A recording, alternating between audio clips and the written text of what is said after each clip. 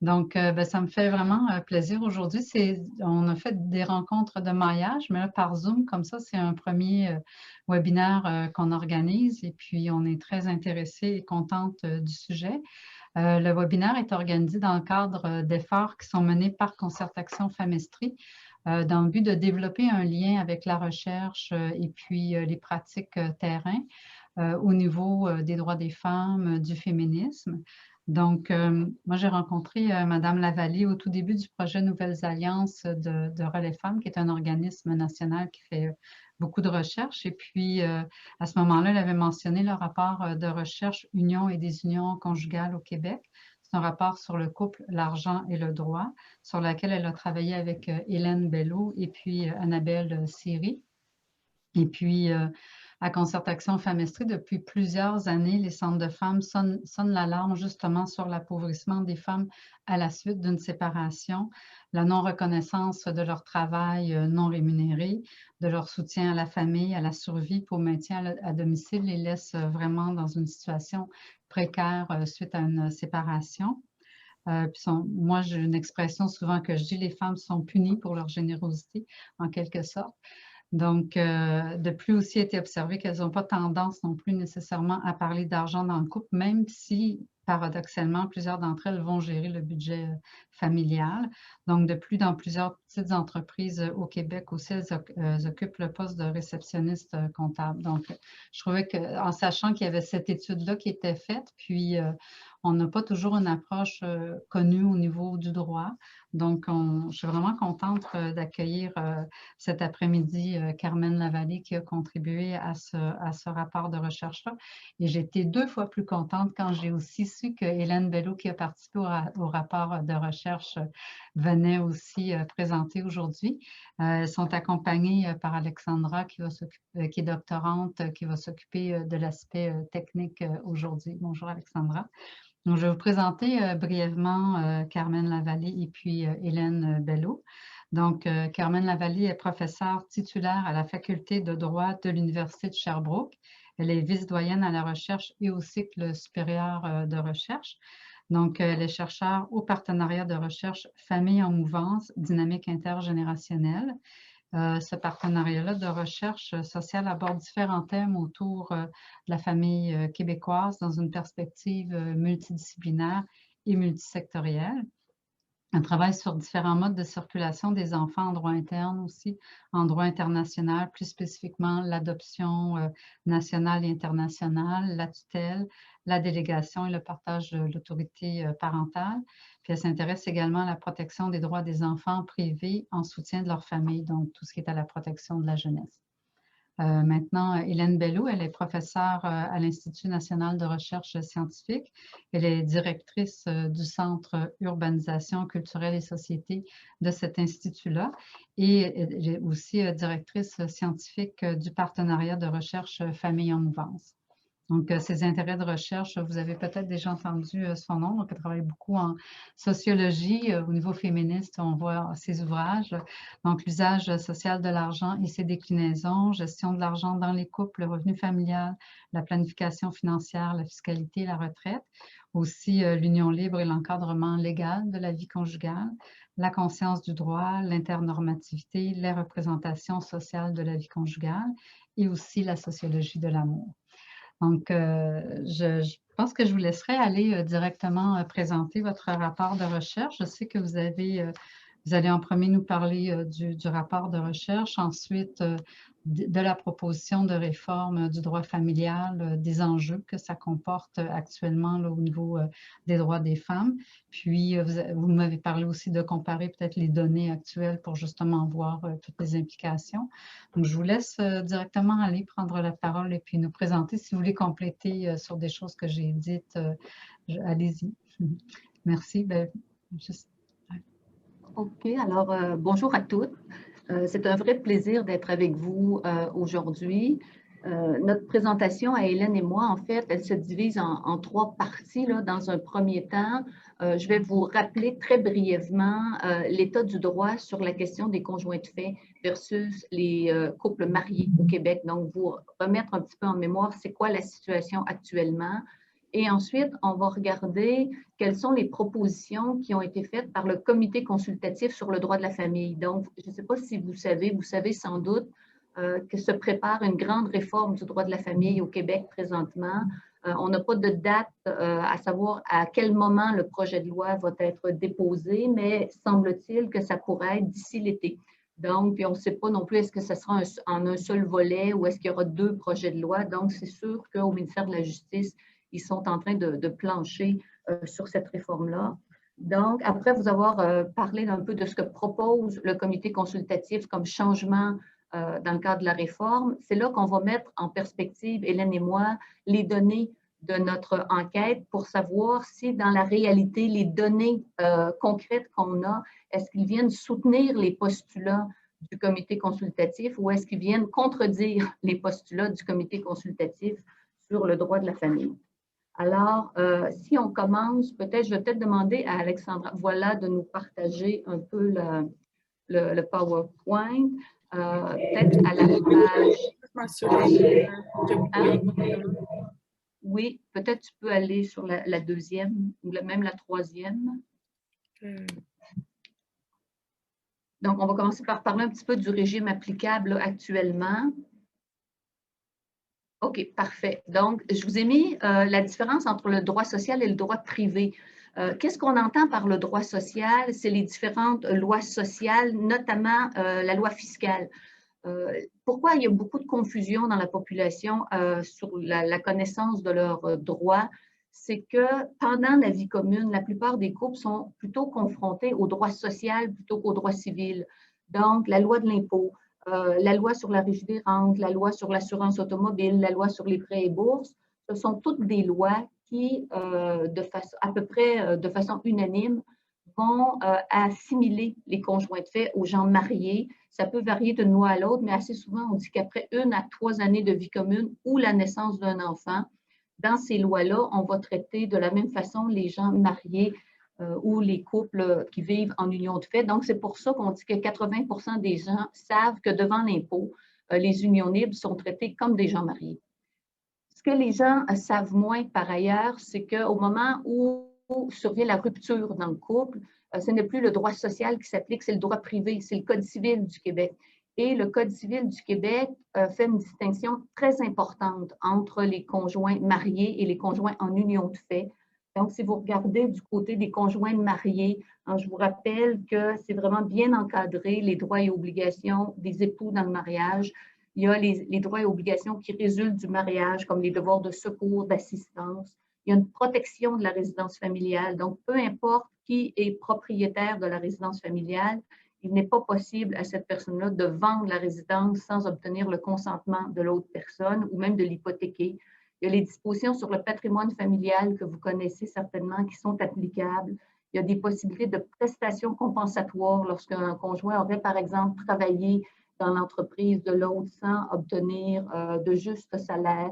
Il y a des obligations alimentaires entre conjoints et ex-conjoints, donc les pensions alimentaires. Et ça ne vient pas du Code civil. Par contre, ça vient de la loi sur le divorce. Donc, on a le Code civil du Québec, mais on a aussi la loi sur le divorce, qui est une loi fédérale qui s'applique partout au Canada de la même façon. Et il y a des droits successoraux. Chez les couples mariés, en cas de décès d'un des conjoints, l'autre est de facto un héritier légal, quand bien même il n'y aurait pas eu de testament qui aurait été fait. Si on regarde maintenant du côté des conjoints de fait, dans l'état actuel des choses, il n'y a aucune reconnaissance ni protection juridique de l'union de fait. Donc, tout ce que j'ai parlé pour les couples mariés ne s'applique pas aux conjoints de fait. Ce ne sont pas des héritiers légaux. Donc, s'il y en a un qui décède, l'autre n'hérite pas s'il n'y a pas eu de testament qui a été fait. Et il faut comprendre que la question des unions de fait se fonde au Québec sur l'idée du libre choix. Hein, on dit que c'est des relations qui sont librement consenties en dehors du mariage. Donc, les gens, la loi ne leur donne aucune protection puisqu'on présume qu'ils sont libres de faire ce qu'ils veulent. Donc, la solution qui est proposée, c'est de se doter d'un contrat de vie commune. Et on va voir là, que nos données nous disent qu'ils sont extrêmement peu nombreux dans les faits à se doter d'une protection comme celle-là. Et j'attire aussi votre attention sur le fait que le Québec est la seule province au Canada qui n'accorde aucune protection aux conjoints de fait. Partout ailleurs dans les autres provinces, il y a une protection qui peut être plus ou moins étendue, mais presque partout, il y a la possibilité au moment de la cessation ou de la rupture du couple en union de fait de demander une pension alimentaire ou un soutien alimentaire là, quand les conditions de la loi sont rencontrées.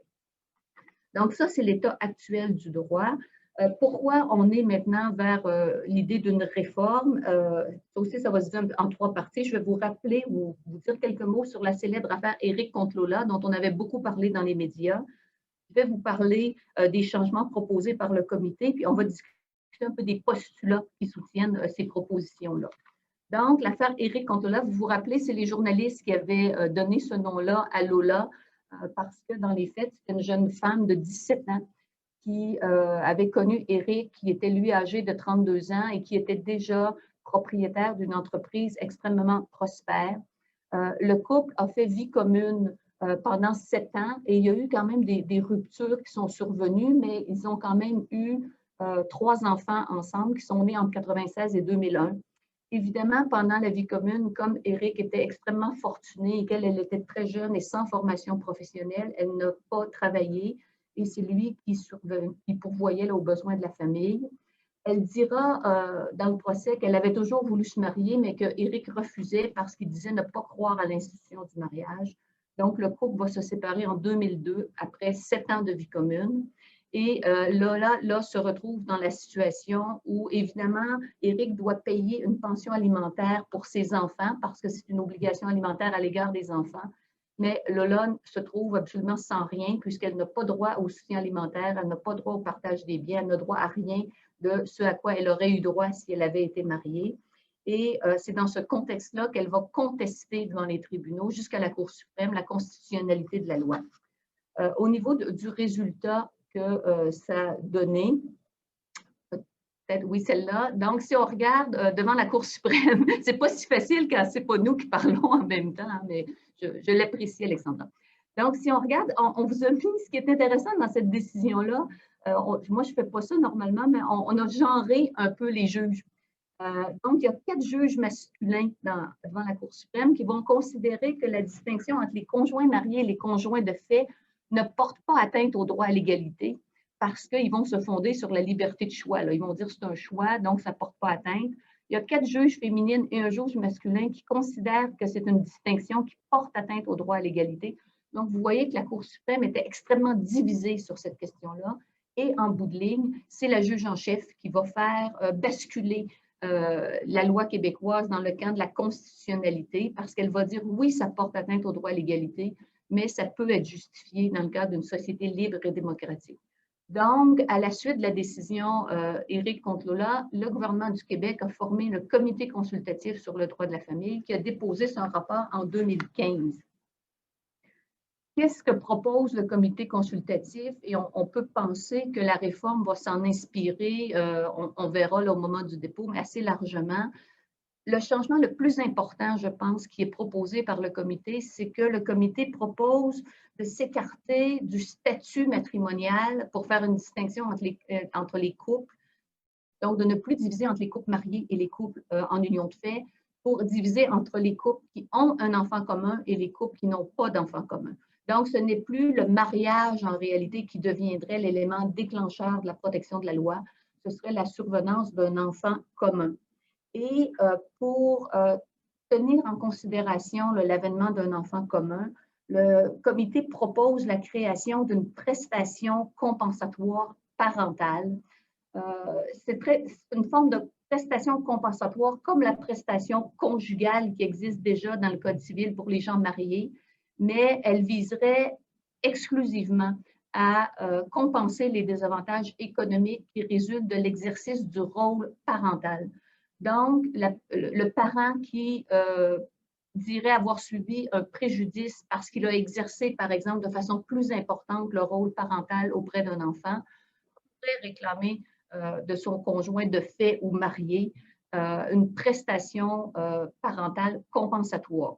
La demande devra être intentée dans les 3 ans de la fin de la vie commune et c'est la personne qui va demander cette prestation-là qui a le fardeau de la preuve, donc de faire la preuve du désavantage qu'elle a subi.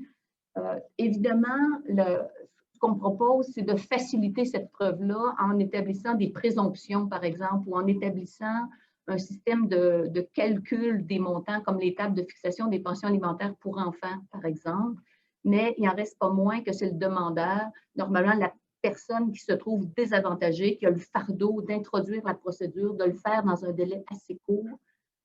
J'ai bien mentionné ici que ce n'est pas une forme de pension alimentaire parce que ce n'est payé qu'une seule fois. Donc, ce serait vraiment un versement en une fois qui viendrait compenser. Et j'attire tout de suite votre attention sur le fait que, quand bien même on dit que ce serait applicable autant aux conjoints de fait qu'aux époux, les époux, eux, vont continuer d'être régis par la loi sur le divorce parce que c'est une loi fédérale et le gouvernement du Québec n'a pas, on a presque envie de dire heureusement dans les circonstances, le gouvernement du Québec n'a pas compétence pour agir sur la loi sur le divorce. Donc, la seule, peut-être juste, ben, je vais l'avoir ici de toute façon. Donc, si on regarde maintenant ce que ça implique, la réforme, si on regarde, et là, je vous ai distingué, vous voyez dans le haut de la diapositive, on dit bien pour les couples avec enfants communs, parce que c'est ça qui devient le critère de distinction. Si le couple a un enfant commun, si on regarde, ça donnerait quoi la réforme proposée pour les conjoints mariés? Donc, il y aurait application du régime parental impératif dont je viens de vous parler. Il y a aussi l'obligation de contribuer aux charges de la famille, comme c'est le cas actuellement.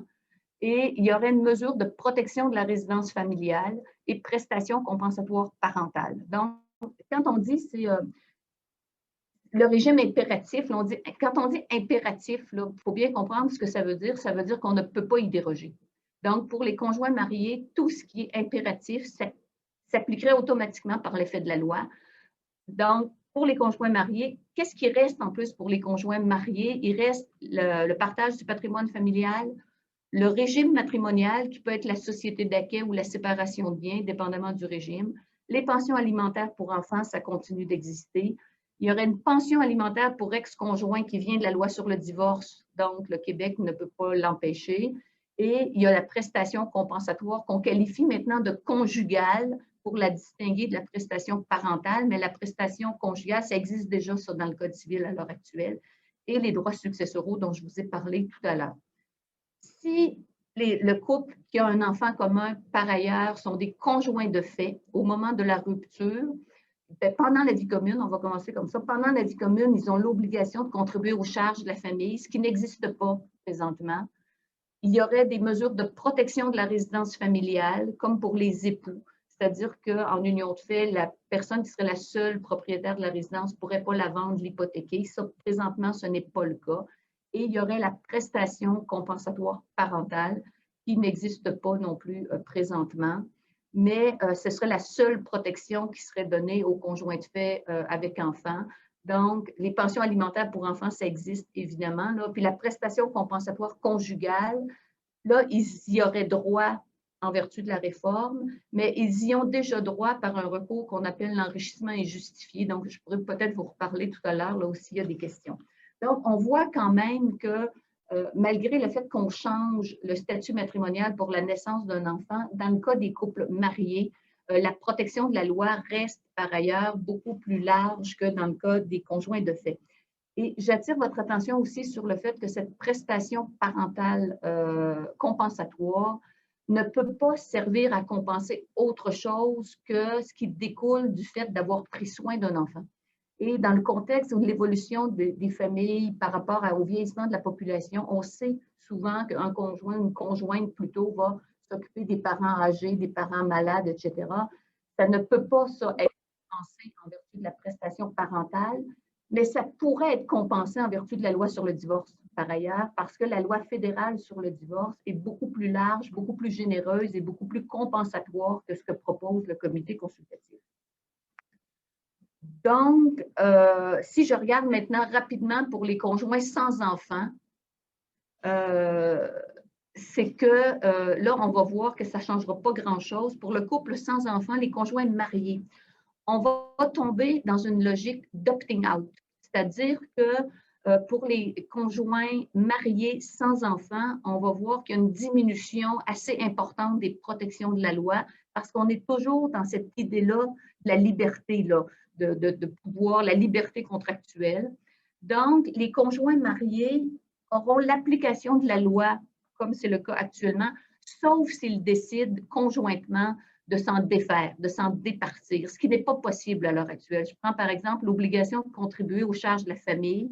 Présentement, c'est impératif. Les conjoints ne pourraient pas s'entendre pour dire, nous, ça ne sera pas ça. Protection de la résidence familiale, même chose. Les dispositions sur le patrimoine familial, c'est présentement impératif. On ne peut pas s'en défaire. Les pensions alimentaires pour ex-conjoints, ça, c'est la loi sur le divorce, donc ça va rester. Et les droits successoraux, c'est la même chose. Alors que pour les conjoints de fait sans enfants, on serait dans une logique d'opting in. Et en fait, c'est le statu quo. Hein, c'est la même chose puisque présentement, les conjoints de fait, ils sont dans cette logique-là de l'opting in par un contrat de vie commune. Donc, ils peuvent adhérer à la protection de la loi s'ils le souhaitent. Donc, pour les conjoints de fait sans enfants, le comité consultatif, en réalité, ne prévoit rien de particulier ou rien de différent de ce que la loi prévoit actuellement. Donc, il n'y a pas de droits alimentaires, il n'y a pas de droits successoraux qui sont prévus. Donc, c'est vraiment grosso modo là, pas mal le statu quo, sauf la prestation compensatoire conjugale, mais qui est l'équivalent d'un recours qu'ils ont déjà, l'enrichissement injustifié. Et là, maintenant, si on regarde, peut-être ça va être plus facile, plus simple à comprendre, là, si on regarde avec un vrai cas, finalement. Si je regarde le cas de Marc-André et Julie, donc on dit que c'est un couple depuis 8 ans, ils ont 2 enfants. Marc-André, propriétaire de la résidence, il gagne 85 000 $. Julie travaille à temps partiel, 11 000 $ parce qu'elle s'occupe des enfants. C'est ce qu'ils avaient convenu de faire au moment de la naissance des enfants, qu'elle allait se retirer pour reprendre ses études un peu plus tard. Donc, si ce couple-là se sépare présentement, on va faire comme 2 hypothèses. S'ils étaient mariés, en vertu de ce que la réforme propose, alors qu'est-ce qu'elle obtiendrait dans ce cas-là, Julie, si le couple était marié? Bien, évidemment, mesure de protection d'attribution de la résidence familiale, oui. Prestations compensatoires parentales, oui, elle y aurait droit, mais elle pourrait aussi choisir de se prévaloir de la loi sur le divorce qui lui donnerait la possibilité d'être compensée plus largement qu'en vertu de la prestation compensatoire parentale. Pension alimentaire entre époux, elle y aurait droit à cause de la loi sur le divorce. Pension alimentaire pour les enfants, oui. Partage du patrimoine familial, elle y aurait droit à la condition qu'il ne soit pas désisté de l'application du patrimoine familial. Et la même chose, le régime matrimonial, oui, selon le régime matrimonial qui aurait été choisi par les époux. Donc, on voit que la protection quand même pour les couples mariés est quand même assez importante. Même situation, même cas, si le couple était en union de fait après la réforme telle qu'elle est proposée, ben, pendant la vie commune, il y aurait la mesure de protection de la résidence familiale, obligation de contribuer aux charges du mariage, même chose, mais elle aurait droit à la prestation compensatoire parentale seulement. Donc, elle pourrait se prévaloir de ce nouveau mécanisme que le comité consultatif propose d'établir, donc d'établir son recours dans les 3 ans pour réclamer une prestation si, dans les faits, et ça semble être le cas de l'exemple qu'on vous donne, elle a occupé une part plus importante du temps parental que son conjoint qui, lui, a contribué autrement. Donc, c'est elle qui aurait le fardeau de la preuve nécessairement là, dans ce cas-là. Si on regarde très rapidement le cas d'un couple sans enfants, donc si on parle, on a ici le cas de Jérémy d'Audrey, en couple depuis 8 ans, lui travaille en ressources humaines. On dit ensuite, après 3 ans de relation, Jérémy se fait offrir un contrat de travail de 5 ans en Europe. Ils conviennent qu'Audrey va le suivre et mettre sa carrière sur pause et le suivra en Europe. Le moment pour fonder une famille est parfait. Donc, elle pourra en profiter pour tomber enceinte là-bas, s'occuper de l'enfant et elle recommencera à travailler à son retour au Québec. C'est le plan du couple en question. Toutefois, dans les faits, elle n'arrive pas à tomber enceinte. On sait que beaucoup de couples ont des problèmes de fertilité maintenant. Donc, dans les faits, elle n'aura pas d'enfant. Et après leur retour au Québec, Jérémy met fin à la relation. Alors, dans ce cas-là, qu'est-ce qui arriverait pour Audrey qui a quitté son emploi, qui est partie à l'étranger? Alors, si elle était mariée au moment de la séparation, elle pourrait avoir une pension alimentaire en vertu de la loi sur le divorce. Il y aurait lieu au partage des biens du patrimoine familial à la condition qu'il n'y ait pas renoncé par contrat. Et selon le régime matrimonial là, des conjoints, il y aurait partage de certains biens familiaux. En revanche, si elle était en union de fait, elle n'aurait droit pratiquement à rien, comme c'est le cas aujourd'hui et comme ce sera le cas malgré la réforme, malgré ce que propose le comité consultatif, elle aurait droit en réalité à une prestation compensatoire conjugale. Et ça, je vous disais, c'est l'équivalent d'un recours qui existe déjà, qui s'appelle l'enrichissement injustifié. Donc, pour les couples sans enfants, dans cet exemple-là, en fait, ce que propose la réforme, c'est grosso modo pas mal le statu quo. Et là, on peut se demander, mais pourquoi mettre en œuvre une réforme aussi importante du droit de la famille pour donner si peu finalement aux conjoints de fait et même retirer certaines protections que la loi accorde déjà aux conjoints mariés? C'est qu'en lisant le rapport, le très long rapport du comité consultatif, on se rend compte que leur analyse repose sur 3 postulats. Le premier, c'est que l'égalité entre les hommes et les femmes a beaucoup progressé et qu'elle est en voie d'être atteinte. Le deuxième postulat, c'est que l'union de fait est un choix libre et éclairé et qu'au nom de la liberté contractuelle, on est légitime là, de maintenir cette liberté-là. Et un autre élément dont Hélène va beaucoup discuter, c'est que les couples mariés et les couples en union de fait ne géreraient pas leurs biens de la même façon. Donc, ils auraient une gestion différente de leurs avoirs, ce qui pourrait justifier qu'on les traite différemment sur le plan juridique. Donc, on va regarder maintenant sur le fondement de ces 3 postulats-là, quelles sont les données qu'on a eues dans l'enquête qui nous permettent là, de vérifier la véracité ou pas des postulats. Alors, pour poursuivre, je vais laisser la parole à Hélène maintenant. Merci, Carmen. Alors, on vous vend un petit peu le punch. Les données démontrent que les propositions de la réforme ne reflètent pas la réalité, les réalités sociales. Alors, peut-être rapidement, l'enquête qu'on a menée en 2015, c'était justement suite à la cause de Lola et Eric. On s'est aperçu, alors moi, j'avais eu des rapports d'expertise à déposer. Je m'étais aperçue en fait qu'on avait beaucoup de questions et très peu de réponses, très peu d'informations concrètes qui nous permettaient justement de dire comment ça se passe dans la réalité des Québécois et des Québécoises. Alors, on a obtenu un financement CRSH pour faire une grande enquête au Québec auprès de 3250 répondants pour dresser en fait un portrait justement de la situation actuelle des couples avec et sans enfants et des couples mariés et en union libre. C'était la première enquête du genre au Canada et elle est représentative en fait de toutes les régions du Québec. Alors, on a vraiment fait attention pour justement pouvoir documenter ce qui se passait partout au Québec plutôt que dans les grands centres comme ça se fait souvent. Alors, peut-être quelques données sociodémographiques. Tout à l'heure, Carmen vous disait, le Québec est la seule province canadienne où il n'y a pas d'encadrement juridique pour les couples en union libre. Or, ce qui est très particulier, c'est que le Québec est un des leaders mondiaux de l'union libre.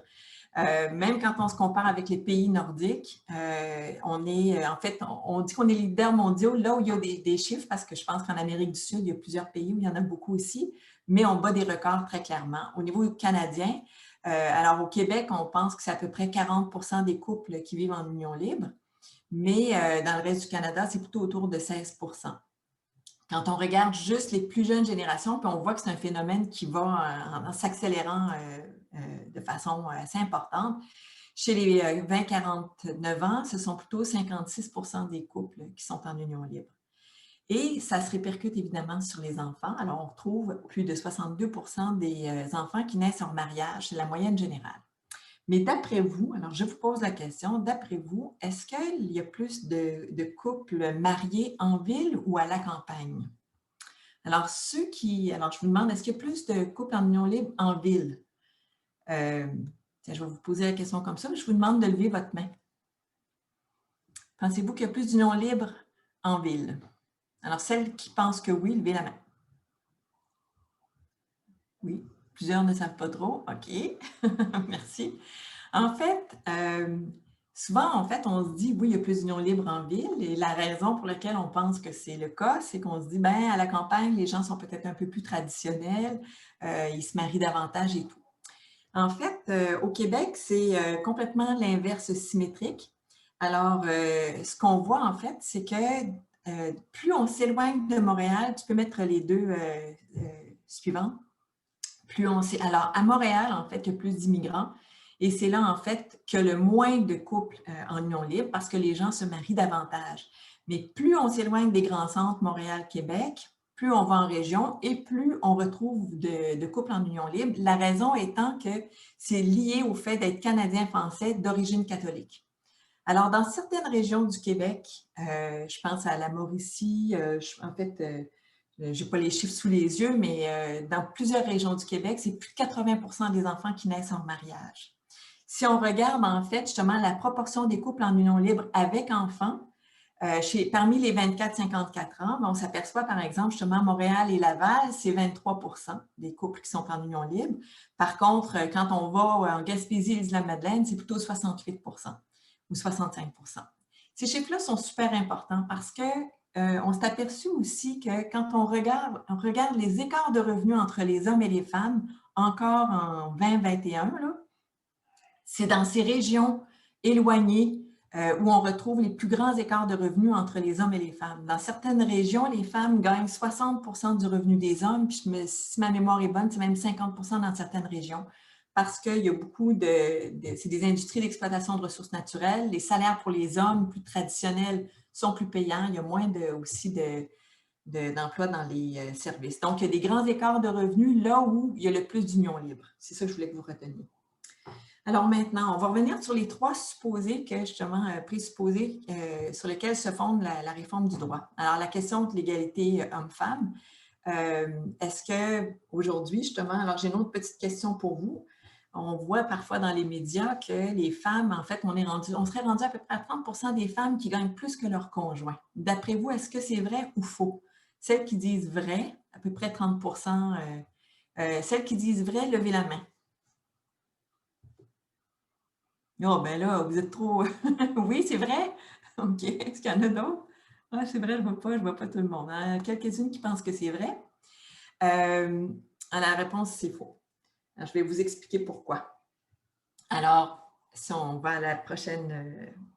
Alors, les données de 2016, il y a des gens des fois qui trouvent que les données de 2016, c'est loin, ça fait 4 ans, mais pensez-y comme faux, là, votre salaire a-t-il changé tant que ça en 4 ans? Probablement pas. 2016, c'est des données très récentes, c'est les données, en fait, du dernier recensement. Alors, on s'apercevait que parmi les 25-54 ans, alors, oui, avant de partir là-dessus, je dois vous dire, quand on dit qu'une femme gagne plus que son conjoint, c'est qu'on calcule en fait qu'une femme qui contribue pour 51% du revenu familial, elle gagne plus que son conjoint. Quand on interroge les gens, par exemple, puis qu'il y en a un qui fait 48% du revenu familial, puis l'autre 52%, habituellement, ils nous disent on gagne pareil. Puis les choses changent aussi un petit peu dans le temps, d'une année à l'autre, mais bon. Alors, pour voir si les femmes gagnent plus, la proportion des femmes qui gagnent plus que leur conjoint, il faut regarder plutôt celles qui contribuent pour 60% du revenu familial. Et donc, quand on regarde cette proportion, bien, chez les 25-54 ans sans enfants, on voit qu'il y a 24% des femmes qui gagnent 60% du revenu familial ou plus. Mais quand on regarde les femmes avec enfants, là, on tombe à 17%. Alors, la première chose qui nous vient en tête quand on pense à ces femmes qui gagnent plus que leur conjoint, on imagine des femmes qui ont eu une belle carrière, qui sont professionnelles, etc. Mais ce que les gens ne regardent jamais, c'est on est dans quelle tranche de revenus quand ces femmes-là, c'est quoi leur salaire? Alors, j'ai pris le 17%, donc des femmes qui ont des enfants et qui gagnent plus, puis là, on l'a réparti. Et on s'est aperçu qu'il y a à peu près 11% des femmes qui déclarent un revenu personnel de moins de 40 000 par année. Alors, je vous rappelle, c'est la pourvoyeuse principale du ménage qui gagne plus de 60% du revenu familial, puis ils ont des enfants. Est-ce qu'on peut penser qu'avec un revenu de 40 000 par année, ils sont justement très à l'aise et tout? Pas du tout. Les professionnels, l'image que je vous donnais tout à l'heure, se retrouvent plutôt à un petit 3%, c'est-à-dire celles qui gagnent 60 000 et plus. Et donc, vraiment, quand on commence à regarder dans quelle tranche de revenus, on s'aperçoit que la réalité est très, très différente. Maintenant, on s'est demandé, une question qu'on a posée dans notre questionnaire, c'est est-ce que les deux conjoints sont propriétaires de la maison? La manière dont on a posé la question, parce qu'il y a des gens des hommes et des femmes qui se pensent propriétaires de la maison de l'autre. On a vraiment posé la question, qui a signé l'acte d'achat devant le notaire? Pour être sûr là, qu'ils se souviennent qu'ils sont passés chez le notaire. Quand on regarde les couples en union libre, c'est 71 où les deux conjoints sont propriétaires. Puis chez les couples mariés, c'est 84 où les deux conjoints sont propriétaires. Ça, je vous dirais que c'est une bonne nouvelle, parce que ça veut dire que les deux conjoints, très majoritairement, ont tendance à acheter la maison ensemble. Mais on a cherché des données, on se demandait quand arrive une rupture, qui garde la maison? Alors, dans une autre enquête qui a été réalisée par Marie-Christine Saint-Jacques et toute une équipe auquel justement on participe aussi, on s'est aperçu en fait que 40 des femmes en union libre disent, en fait la question c'était qui vit dans la maison suite à la séparation? Puis on s'est aperçu que chez les couples en union libre, c'est 40 des femmes qui vont rester dans la maison, donc sinon c'est le conjoint. Et chez les gens mariés, c'est 54 des femmes qui vont habiter dans la maison suite à la rupture. Donc, ce qu'on voit, c'est que ça fait une différence d'être marié ou en union libre au niveau justement du fait de garder la maison. Juste, Céline, je rajouterais sur ce point-là, une des raisons qui peut expliquer que ça fait une différence, c'est que la loi établit qu'au moment de l'attribution de la garde, si c'est par exemple la mère qui obtient la garde des enfants, puis on va voir que c'est encore aujourd'hui souvent le cas, elle aurait droit de demander de continuer d'habiter la résidence familiale, quand bien même elle n'en est pas propriétaire. Donc, la loi, chez les époux seulement, permet d'attribuer l'usage de la résidence à la personne qui obtient la garde des enfants. Donc, déjà, ils sont plus nombreux à être copropriétaires en mariage, mais au moment de la rupture, les femmes mariées ont une protection supplémentaire que les conjointes de fait n'ont pas. Merci.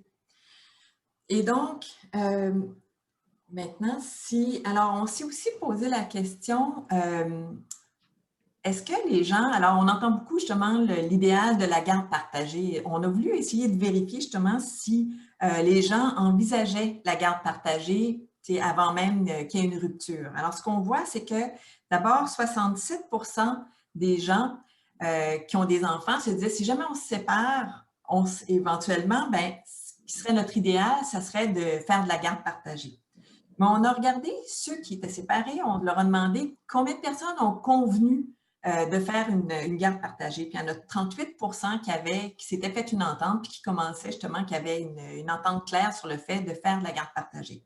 On a regardé ensuite combien avaient effectivement une garde partagée, et c'est seulement 23 des conjoints qui, dans les faits, réussissent à faire une garde partagée. Il y a toutes sortes de raisons qui expliquent ça, pour lesquelles on n'a pas d'informations précises, mais on voit qu'il y a quand même un très gros décalage entre ce que les gens veulent, mais ce qui se fait dans la réalité. Dans une enquête qui a été réalisée par Émilie Bilan en 2013, sur la base, en fait, des dossiers judiciaires, on a appris, en fait, que les mères, alors je n'ai pas les chiffres sous les yeux, alors pour la garde partagée, il y avait 19,7 des couples qui faisaient la garde partagée, mais une garde exclusive à la mère était 60,5 et une garde exclusive au père, 13,5 Je vous rappelle qu'on est sur des dossiers judiciaires ici, mais on n'a pas de données actuellement qui nous permettraient de voir comment ça se passe dans la réalité, ceux qui ne passent pas justement par le système judiciaire. Voilà. Et ensuite, la dernière question, une autre question en fait qu'on leur a posée, on s'est demandé quand les couples se séparent, est-ce que les enfants, est-ce que les parents de ces couples séparés, est-ce qu'ils considèrent que leurs enfants ont le même niveau de vie dans un ménage et dans l'autre? Parce que c'est ça aussi qui se passe avec toutes les lois dont a parlé Carmen. On sait que les couples en union libre sont moins bien protégés que les couples mariés. Mais on se demandait, est-ce que les enfants le vivent de cette façon-là? Puis c'était entre autres dans la cause de Lola Eric, c'est ce que représentait la Fédération des associations de familles monoparentales et recomposées du Québec. Alors, ce qu'on a vu, en fait, ce qu'on a trouvé comme données, c'est que, donc, on leur a demandé si, justement, les enfants avaient le même niveau de vie. Puis 25 des répondants qui étaient mariés avant la séparation disent que les enfants n'avaient pas le même niveau de vie dans un ménage puis dans l'autre. Par contre, quand on regarde les couples en union libre, c'est 41 des conjoints ou des parents, en fait, qui disent, ben non, il y a un meilleur standard de vie, au niveau de vie chez mon ex que chez moi, par exemple. Donc, ça nous montre encore une fois que le fait d'être marié ou en union libre, ça fait une différence pour les enfants aussi, pour le niveau de vie. Présupposé numéro 2, donc l'union libre est un choix libre éclairé. Je vais laisser ma collègue Carmen poursuivre. Donc, oui, cette fois. Donc, si l'union de fait est un choix libre et éclairé, ça implique nécessairement que les conjoints de fait sont au courant des conséquences de la rupture. Donc, pour savoir si c'était vraiment un choix éclairé, on a posé quelques questions de base, des questions juridiques assez simples aux conjoints de fait. Donc, on leur a demandé, est-ce que vous pensez qu'au moment de la rupture, vous avez le même statut juridique ou est-ce que vous, pas nécessairement au moment de la rupture, est-ce que vous pensez avoir le même statut légal que les gens mariés? Donc, on voit ici, et là, je vous rappelle quand même que le sondage, nous, on l'a fait après tout le battage médiatique qu'il y a eu autour de l'affaire Éric contre Lola. Donc, on en avait énormément parlé dans les médias, le fait que Lola n'avait pas de droit et que c'est ça qu'elle contestait devant la Cour. Donc, 45% des conjoints de fait nous ont dit oui, on a le même statut légal et 4% ont dit ignorer la réponse. Donc, 49% des conjoints de fait ignorent qu'ils n'ont pas le même statut légal que les gens mariés. Ensuite, on leur a demandé, pensez-vous qu'au moment d'une rupture, il y aurait un partage des biens à part égale? Donc, on voit encore ici, ce qui est faux, hein, il n'y aurait pas de partage de biens à part égale puisque la loi ne prévoit rien en ce sens-là. On a quand même 49% des conjoints de fait qui disent oui, il y aura un partage égal des biens, 8% qui disent ne pas être en mesure de répondre à la question. Donc, 57% des conjoints de fait ignorent l'état du droit sur cette question-là et méconnaissent leurs droits. Ensuite, on leur a demandé, est-ce que vous croyez qu'au moment de la rupture, le conjoint le plus pauvre, là, je ne vous ai pas posé à vous les questions en demandant de lever la main, là, mais on peut se poser la question, est-ce que le conjoint le plus pauvre a le droit de demander une pension alimentaire? Encore ici, on voit que 40% des conjoints de fait croyaient à tort que le conjoint le plus pauvre aurait le droit de s'adresser au tribunal pour obtenir un soutien alimentaire et une proportion très élevée, 16% des conjoints de fait disaient ne pas être capables de répondre à la question. Donc ici, encore une fois, 56% des conjoints de fait ignorent l'état du droit par rapport à ces questions-là. Donc, c'est difficile dans les circonstances, comme Hélène disait, c'est représentatif de la population du Québec, c'est difficile dans les circonstances de dire que c'est un choix éclairé, l'union de fait. Là, pour avoir un peu plus d'informations, on leur a demandé, mais pourquoi est-ce que vous n'êtes pas mariés? Pourquoi vous ne vous mariez pas? Et là, il y a plusieurs motifs qui sont invoqués. Premièrement, ils vont dire la relation amoureuse, c'est une affaire privée. On n'a pas à faire de manifestation publique de notre relation amoureuse. Ça ne nous regarde que nous. Certains évoquent les coûts ou tout le travail qu'il y a autour de la préparation d'un mariage. D'autres vont dire avoir déjà vécu un divorce antérieurement et ne pas vouloir se remarier. Une réponse qui revient, je pense, assez souvent, c'est, on va dire, ça ne regarde pas l'Église, ça ne regarde pas l'État, notre relation. C'est vraiment, c'est pas, il y a le caractère là, privé de la relation conjugale. Et d'autres qui disent, ben, de toute façon, se marier ou pas, ça ne donne rien. C'est la même chose, être marié ou être en union libre, une fausse croyance. On vient de voir que c'est complètement faux. Par contre, j'attire votre attention sur le fait que les raisons juridiques ne sont pratiquement jamais évoquées. Donc, si on dit que c'est un choix libre et éclairé de vivre en union de fait et que pour ces raisons-là, il faut que la loi ne prévoie à peu près rien pour les conjoints de fait, on se serait attendu à ce que les gens qui vivent en union de fait évoquent ce motif-là en disant non, non, nous, on vit parce que c'est notre liberté, c'est notre choix et on ne veut pas de l'encadrement de la loi. D'ailleurs, la chose est vraie aussi pour les gens mariés. Quand on leur a demandé pourquoi ils s'étaient mariés, il y a à peu près personne qui a répondu, c'est parce qu'on veut de la protection de la loi. Donc, le cadre légal, ce n'est pas véritablement un élément qui est pris en compte dans la décision de se marier ou de ne pas se marier. Ensuite, on a dit, est-ce que c'est un choix éclairé? Donc, on peut dire, bon, quitte à ne pas se marier, est-ce que les conjoints de fait prennent quand même des moyens alternatifs pour se protéger en cas de rupture? Donc, on a demandé combien d'entre eux s'étaient dotés d'un contrat de vie commune. Donc, c'est entre 3 et 5% seulement des couples en union de fait qui se dotent d'un contrat de vie commune. Et du côté des testaments, maintenant, on regarde, c'est 35% des conjoints de fait qui disent avoir fait un testament contre 46% des conjoints mariés qui auraient fait un testament. Mais je vous rappelle que pour les conjoints mariés, le fait de ne pas avoir de testament est beaucoup moins dramatique puisque si un d'entre eux décède en absence de testament, l'autre est de facto un héritier légal. Donc, il va hériter par l'effet de la loi, alors que les conjoints de fait, notre 65% là, qui est sans testament pourrait se retrouver complètement exclus de la dévolution successorale de leur conjoint. Et finalement, on s'est demandé, est-ce que c'est un choix libre aussi?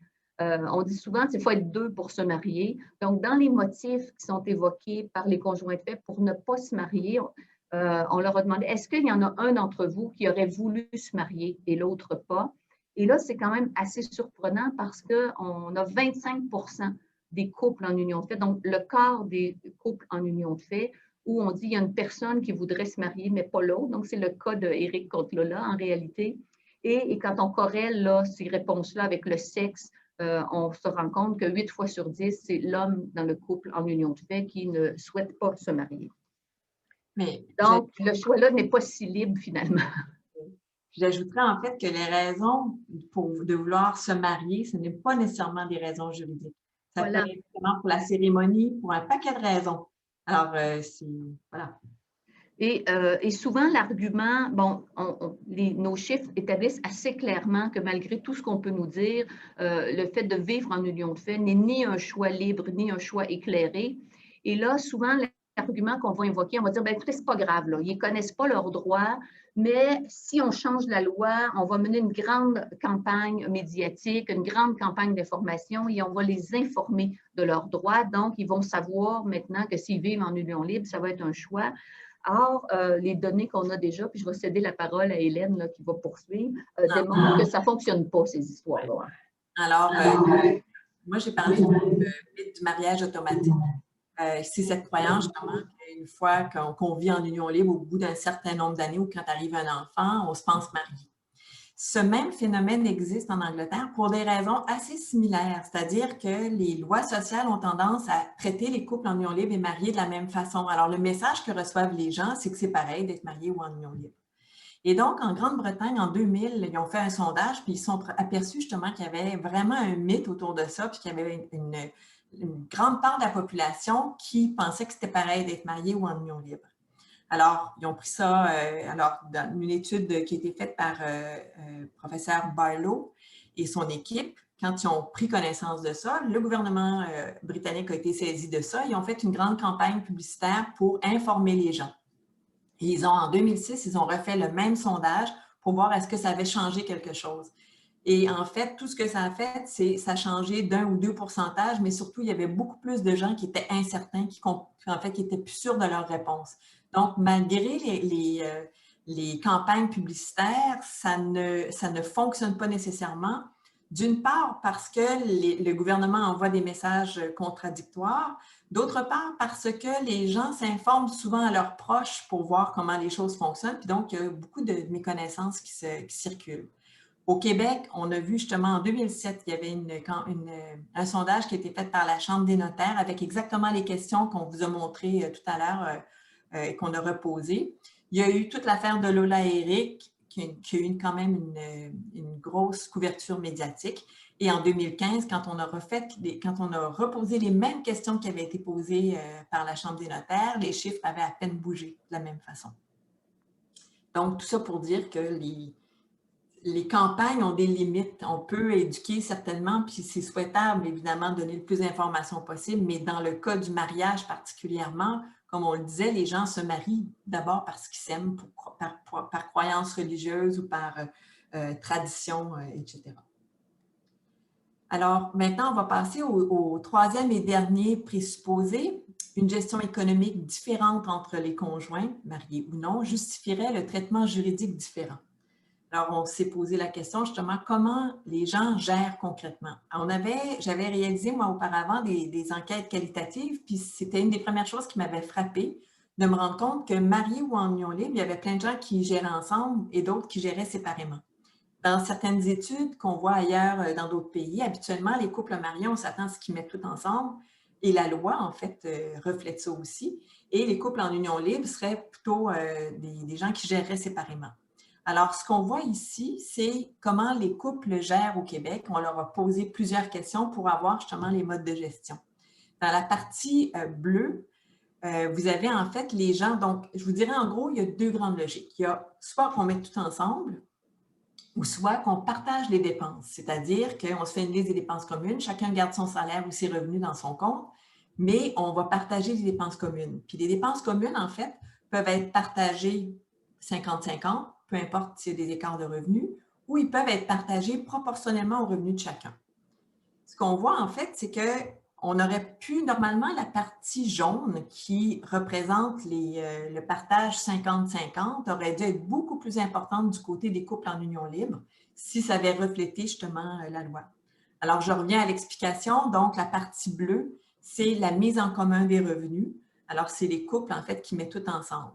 Dans une autre teinte de bleu un peu plus pâle, c'est l'allocation domestique. Ça, en fait, c'est quand un des conjoints a un bon revenu, l'autre n'a pratiquement pas de revenus et qui va verser une allocation à la personne qui a très peu de revenus, généralement la conjointe, pour la gestion quotidienne du ménage. La raison pour laquelle je le sépare, c'est que la personne qui reçoit l'allocation n'a pas accès à l'ensemble du revenu du ménage. Donc, ce n'est pas vraiment une mise en commun, puis il doit demander à l'autre. Puis, un des sujets de chicane les plus importants, c'est justement les revenus personnels de la conjointe. Alors, et dans la partie rouge, c'est les gens qui vont partager les dépenses, donc ils ne mettent pas tout en commun, ils font juste partager les dépenses, mais proportionnellement au revenu de chacun pour essayer d'équilibrer les choses. Et du côté, peut-être dernière information, du côté des couples en union libre, bien, en fait, dans le tiers du 23 % des couples en union libre qui partagent 50-50, on sait qu'ils ont exactement les deux conjoints au même revenu. Alors que ce soit 50-50 pour autant, ce serait pas mal pareil. Donc, les différences qu'on voit ici là, sont tellement minimes qu'on ne peut pas dire que la loi en fait, il peut y avoir une différence sur le plan légal en s'appuyant sur des données comme ça. Les données qui étaient sorties, qui avaient été sorties au moment du rapport justement de la Commission de réforme du droit, c'était des données qui étaient basées sur les comptes bancaires. Puis les comptes bancaires, nous, on a posé des questions justement dans cette enquête pour voir comment les gens nous expliquent qu'ils gèrent l'argent, puis comment ça fonctionne au niveau des comptes bancaires. Et ce qu'on s'aperçoit, en fait, c'est qu'il n'y a pas de correspondance. En fait, ça correspond dans 50 % des cas. Donc, tout ça pour vous dire, on ne peut pas se fier au compte bancaire pour voir comment les gens gèrent. Il faut vraiment poser la question pour voir c'est quoi la logique de gestion. Puis, dernière question qui était importante. Alors, on avait une question qui était très, très large parce que là, je vous ai parlé de la gestion quotidienne. Mais qu'en est-il des placements? Alors, on n'a pas posé une seule question qui était très large et qui va demander plus de recherche. C'est mon terrain de jeu des prochaines années. Là. Je suis vraiment en train de travailler là-dessus. On a demandé en fait comment vous gérez l'épargne pour la retraite. Et ici, en fait, on voit des différences entre un marié et une union libre. Ce qu'on voit, en fait, c'est que la majorité, les 3/4 donc, des couples en union libre gèrent séparément toute l'épargne pour la retraite, donc à plus long terme, alors que c'est plutôt 50 % chez les couples mariés. Mais dans ce tableau, en fait, on n'a pas demandé dans cette question qui avait un régime de pension de l'employeur, s'ils avaient des REER. On ne sait pas non plus s'ils ont des CELI, des placements, etc. C'est pour ça que je dis qu'il va falloir le voir. Mais je voulais quand même vous la présenter, celle-là, parce que ce que ça dit, là, c'est qu'au moment d'une séparation, donc, si chacun gère à plus long terme, chacun pour soi, ça veut dire que les femmes, d'une rupture à l'autre ou d'une union à l'autre, au fil de leur vie, s'appauvrissent beaucoup parce qu'elles n'ont jamais d'argent à mettre de côté. Et une étude de Ruth Rose montre qu'arrivées à la retraite, les femmes ont 40 % de moins de revenus que les hommes. Donc, c'est important à considérer aussi. Donc, il y a vraiment la vie familiale, la vie conjugale pèse sur… en fait, c'est la prise en charge des enfants principalement. Alors, sur la gestion, on s'est posé la question, qu'est-ce qui explique justement cette gestion commune ou cette gestion séparée? Et là, on a eu quelques surprises. Alors, on s'est aperçu que ceux qui gèrent ensemble, c'est généralement les conjoints qui ont les mêmes revenus, donc des revenus assez similaires, ou encore quand il y en a un seul des conjoints qui travaille. C'est surtout les couples, alors je parle de gestion commune à long terme, là, pour les placements et tout ça, là. C'est aussi les couples en union libre qui ont une longue durée de vie commune et aussi les couples en union libre qui croient avoir le même statut juridique que les couples mariés. Donc, c'est la méconnaissance, encore une fois, qui entre en ligne de compte. Pour la gestion séparée, on voit, alors, c'est là que ça nous a vraiment étonné de se rendre compte, en fait, que plus les écarts de revenus sont grands, plus les couples gèrent séparément. Alors, encore une fois, justement, pour l'appauvrissement à plus long terme, là, c'est parlant. C'est marié ou en union libre, parmi ceux qui connaissent la loi, donc qui vont gérer séparément, même si justement en connaissant, et les couples, les ménages recomposés, qui n'étaient pas une grande surprise, on pouvait, je pense, s'y attendre. En conclusion, ce que l'on voit, en fait, c'est que, à la lumière justement de la proposition de réforme soumise par le Comité consultatif du droit de la famille et de nos données d'enquête, il y a matière à s'inquiéter sur les réalités observées, il y a manière à s'inquiéter puisque les réalités observées ne sont pas conséquentes avec ce qui est proposé dans la réforme. Donc, on voit vraiment qu'il y a un décalage entre, d'un côté, ce qu'on trouve comme données et ce qui est proposé, en tout cas dans le projet de réforme du droit. On considère en fait que pour les femmes, qu'elles soient mariées ou non, c'est ce qui est proposé actuellement dans ce document serait un véritable recul pour les droits des femmes. Voilà. Est-ce que tu veux ajouter quelque chose, Carmen? Non, je pense que on a mis à la table, on pourra répondre aux questions là, le moment venu. On va commencer par prendre les questions. C'est clair, en tout cas, d'après la présentation que vous avez faite, on ne peut pas juste se fier à la sensibilisation des couples, qu'ils soient en union de fait. Il y a encore des mythes, beaucoup, justement, à cause, quand on remplit notre rapport d'impôt, on a à peu près une même réalité, mais ce qui est très différent au niveau légal, puis ce qui fait que c'est vraiment pas connu. Donc, on voit l'importance que ce soit mieux encadré au niveau judiciaire, puis que la réforme ne semble pas aller dans le bon sens. Dans le chat, tantôt, il y a aussi Angélica qui a posé une question. Je ne sais pas si tu veux la poser maintenant, mais tout ça se complique aussi quand il y a des conjoints qui arrivent de d'autres pays aussi. Donc, je te laisse la parole, Angélica, pour poser ta question.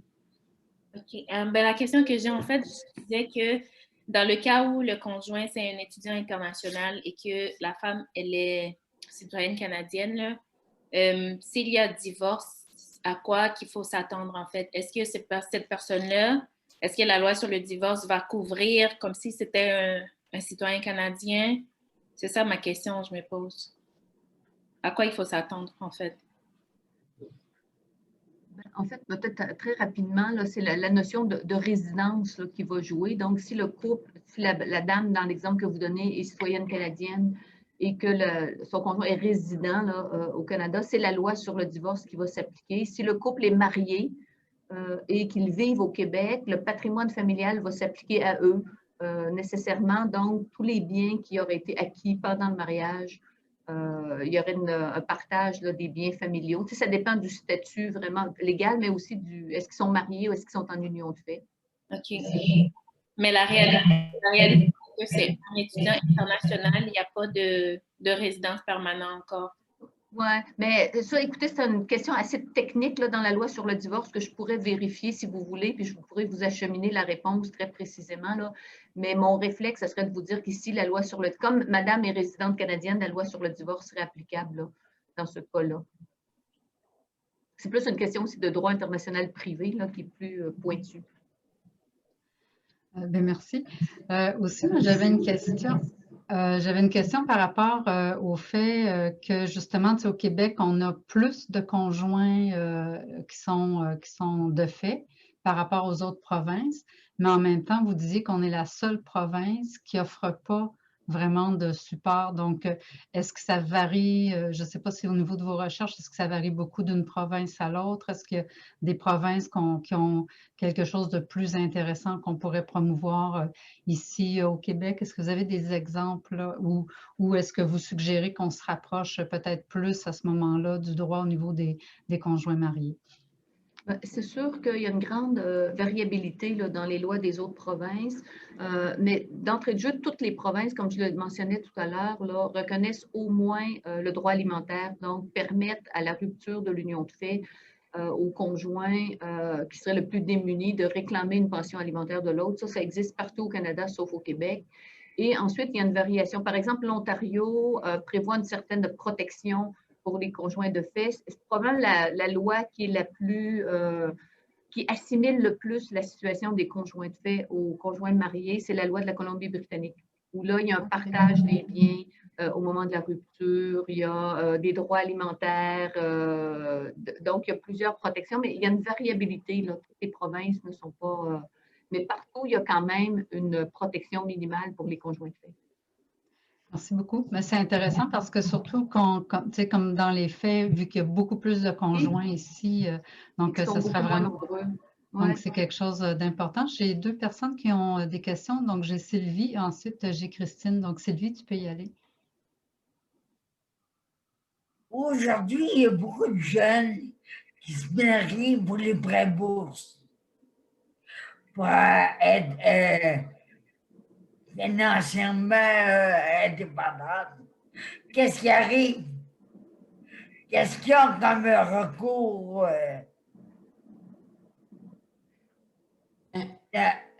juridiquement? Ben, écoutez, c'est un cas particulier, là, les gens qui se marient pour les prêts bourses. En fait, c'est une question un peu à l'extérieur, mais le mariage, là, ça doit être fondé sur un consentement libre et éclairé.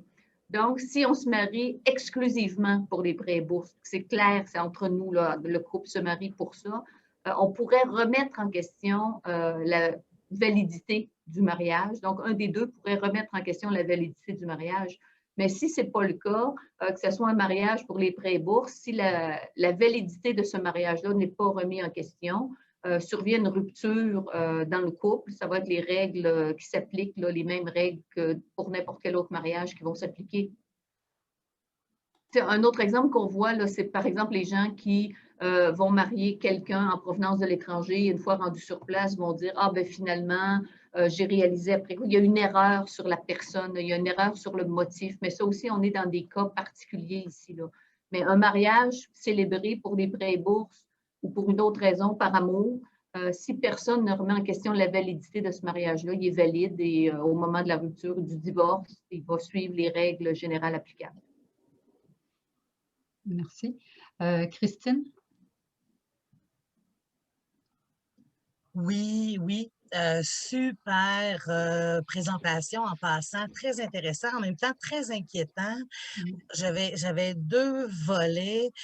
Premièrement, je trouve ça un peu très, très étonnant, la possibilité pour les couples mariés de se soustraire à la loi sur le patrimoine familial. Aïe, il me semble que c'est majeur. Il me semble que ça avait été quelque... En tout cas, alors c'est très étonnant. Puis, je me demande, ce comité-là consultatif, je ne sais pas trop, là, en tout cas, je n'ai pas le terme exact, là, mais il est formé de qui et sur quelles données se basent leurs principes, leurs trois principes de base d'égalité homme-femme et de bon, enfin, c'est ça. Qui sont-ils? Qui sont-elles? Je vais peut-être laisser Hélène répondre dans un premier temps sur cette question-là, puis je compléterai par la suite, si tu es d'accord. Oui, tout à fait. Pour la composition, je vais laisser Carmen. Je compléterai. OK. Sur la composition, en fait, le comité était présidé par le professeur Alain Roy, qui est un professeur de la faculté de droit de l'Université de Montréal. Et il s'est entouré, mais l'équipe a été formée là, par le ministère de la Justice. Donc, il y avait des avocates en pratique, il y avait des économistes, je pense, il y avait quelqu'un qui avait travaillé justement sur les comptes de banque, qui avait des données sur ça. Mais le rapport lui-même est publié. Vous pouvez avoir accès au rapport avec toutes les données qui ont été utilisées là, par le comité consultatif. C'était un assez gros comité. Il y avait des légistes, évidemment, là, du ministère de la Justice. Peut-être tu peux compléter, Hélène? Certainement. Il y a chercheurs, en fait, qui étaient associés à ça, une démographe et une collègue, justement, Marie-Christine Saint-Jean, qui a fait une autre étude sur les familles recomposées.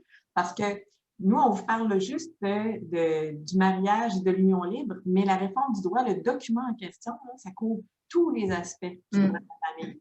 Alors, les mères porteuses, jusqu'aux aux questions de succession, aux parents, à la beau-parentalité. En tout cas, ça couvre très, très large l'adoption, etc.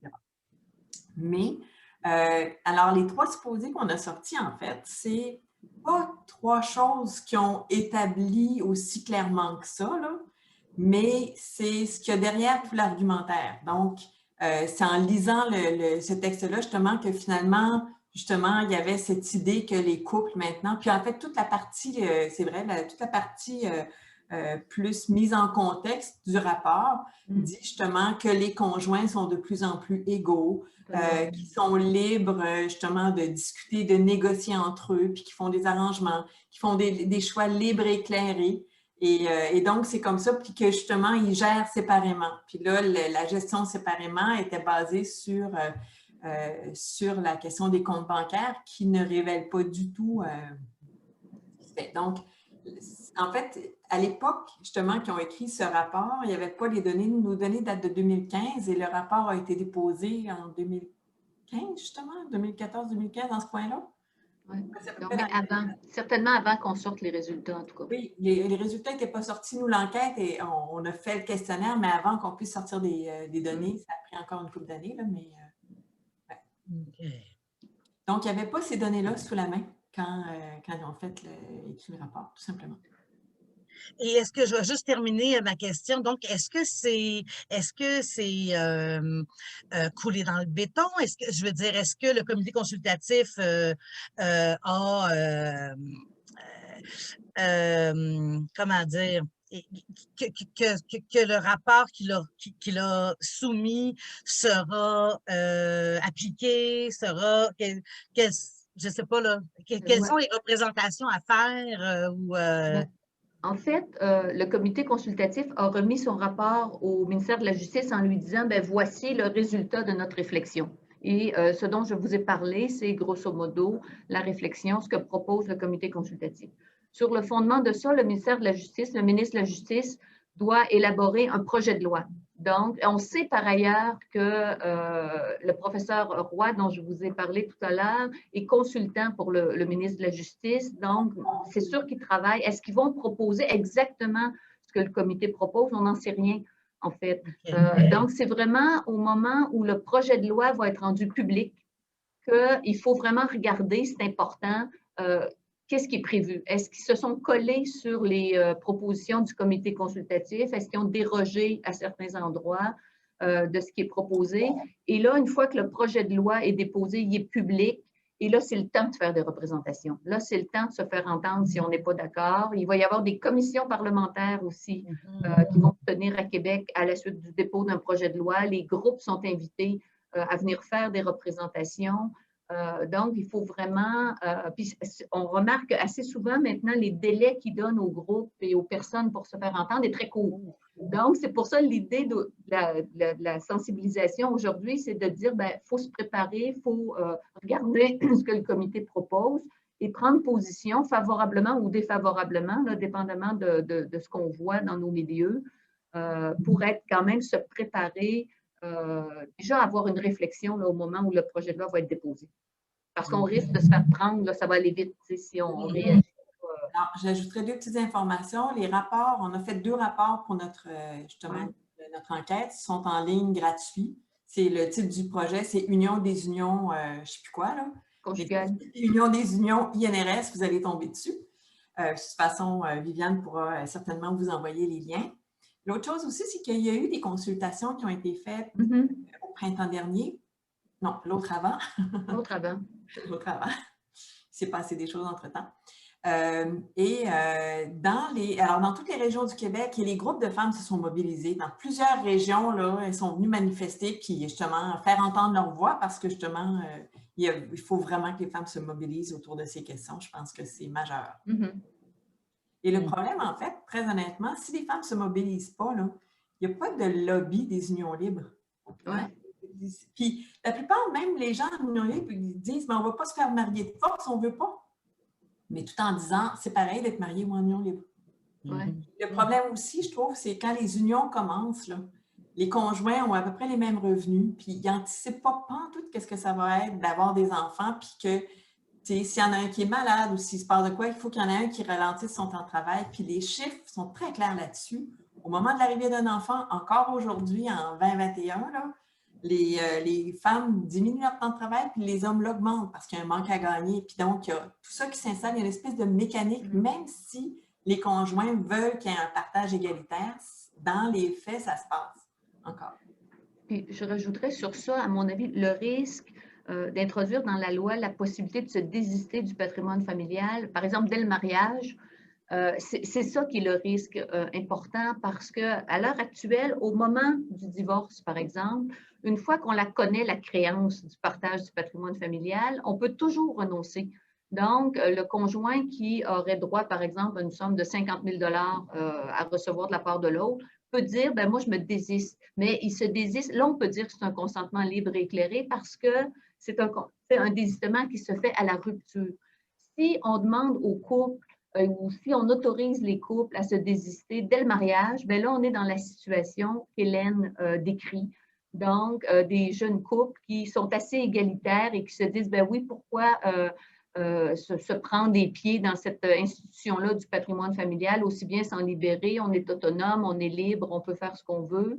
Mais comme le mentionnait Hélène, bien, dans la vie, des fois, ça ne se passe pas comme on avait pensé au départ et à ce moment-là, il sera trop tard là, pour le faire. Et souvent, moi, j'entends des couples dire ou des personnes dire, moi là, on est autonome, je veux pas, on a des revenus semblables, mon conjoint et moi, on ne veut pas rien savoir du patrimoine familial puis de la protection de la loi.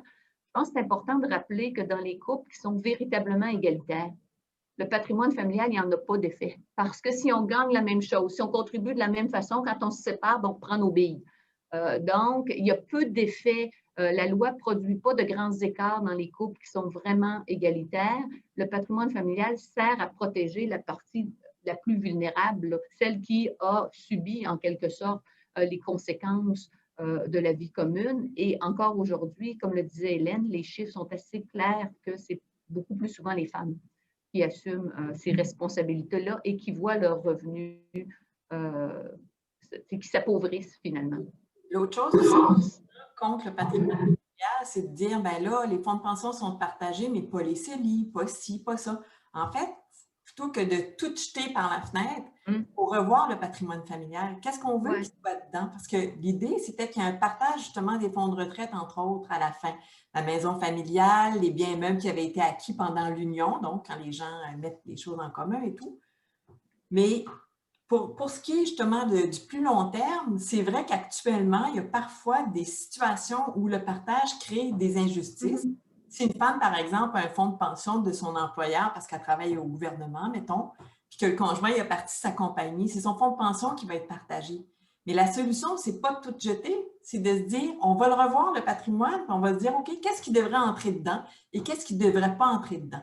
Mais parce qu'il a été quand même mis en place en 89, là, il est peut-être temps qu'on le revoie.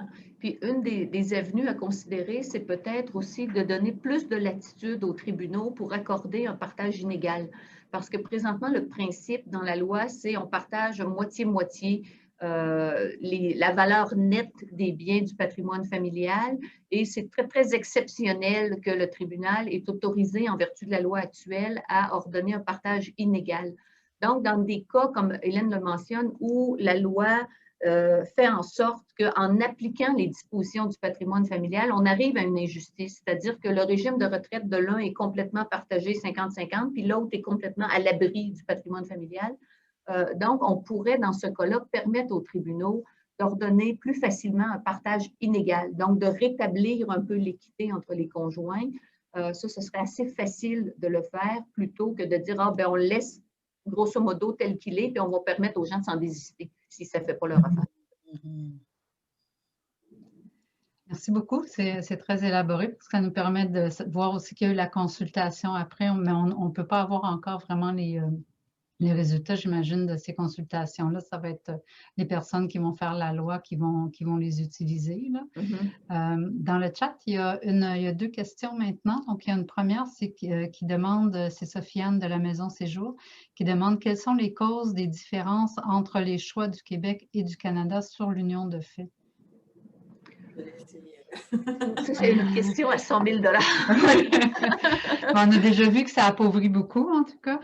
Oui, ben, écoutez, il y a toutes sortes de raisons peut-être qui peuvent être évoquées, là. Il y a certainement, on a vu tout à l'heure que plus on était francophone et catholique, plus on avait tendance à vivre en union libre. Donc, il y a certainement un volet un peu culturel, historique.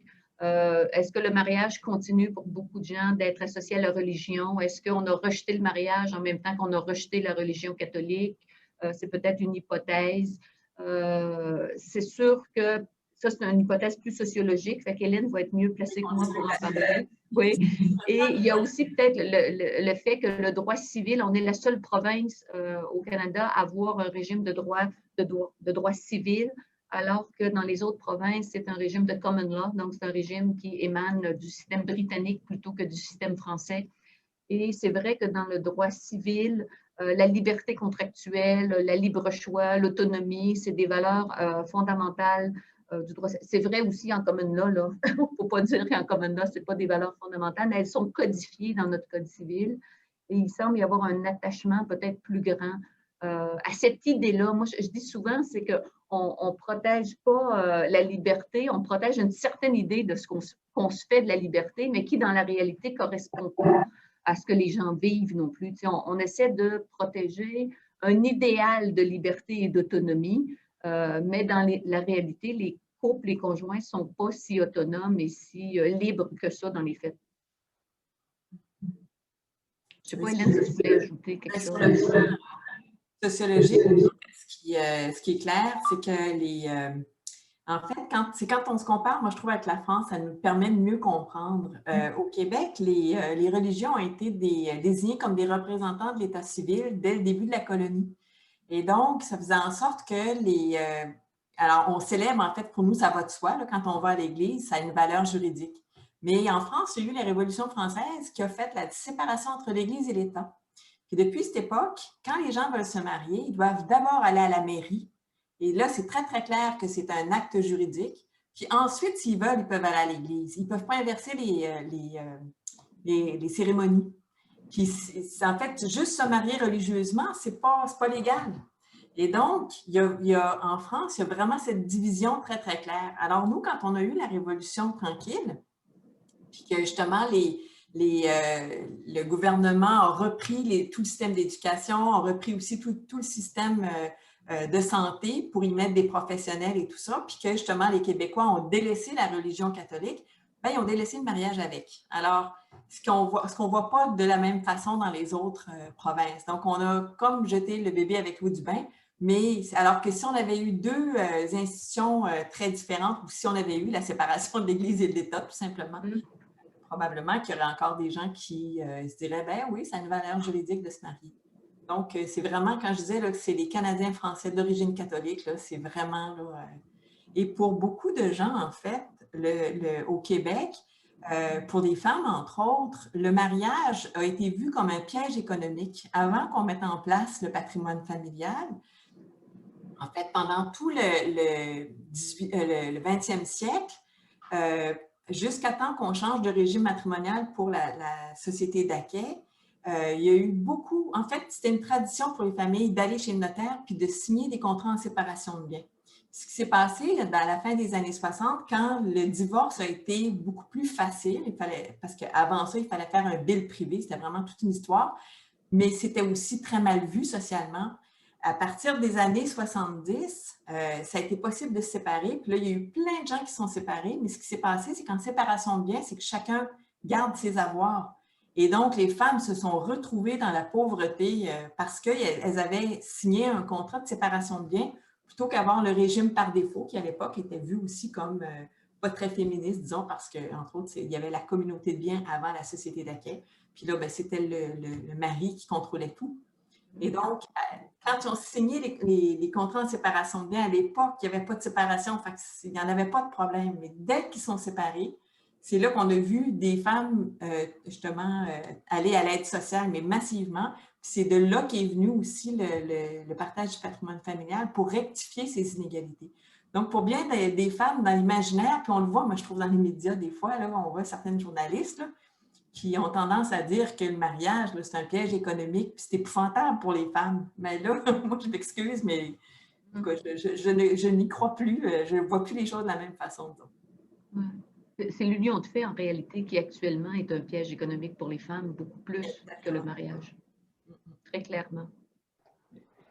Merci beaucoup. J'ai Lynn, tu veux poser plusieurs questions. Je ne sais pas si tu veux les donner en rafale ou bien si j'en mets une à la fois.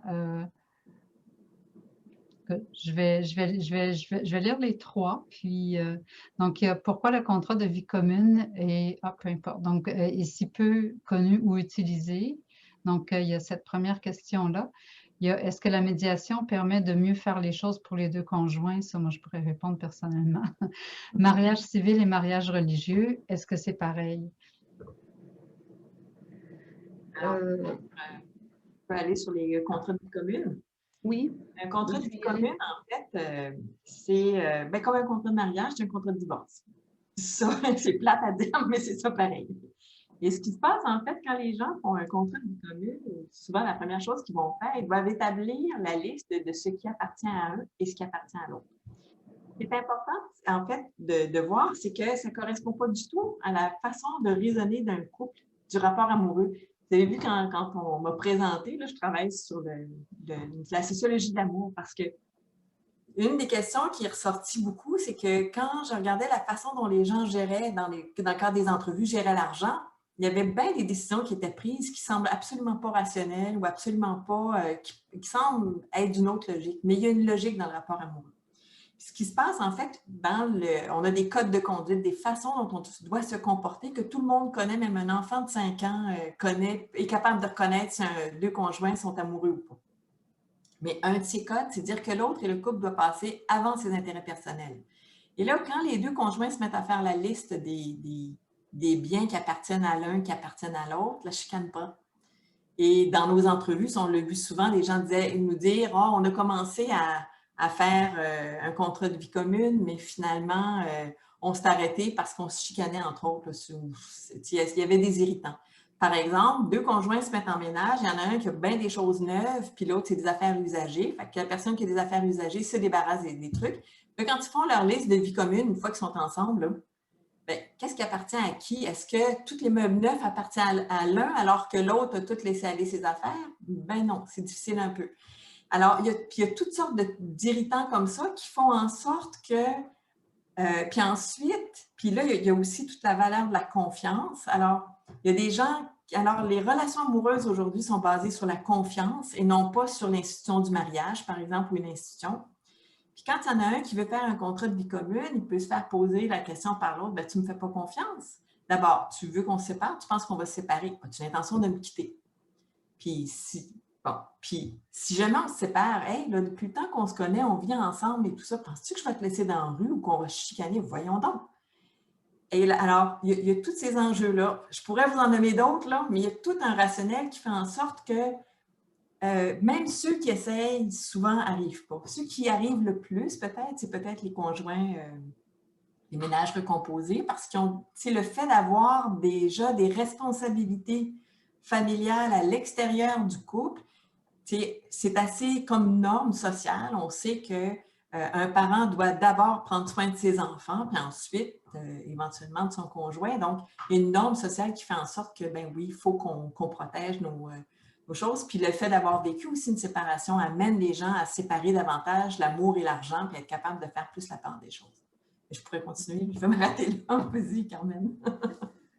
Non, peut-être sur la médiation, Viviane, je vais te laisser répondre. Je vais profiter de l'offre que tu nous fais. Quelques mots sur la différence entre un mariage civil et un mariage religieux. Un mariage religieux est nécessairement un mariage civil. Donc, si on assiste à un mariage religieux, là, vous voyez à la fin, normalement, les gens se lèvent pour signer le registre avec des témoins.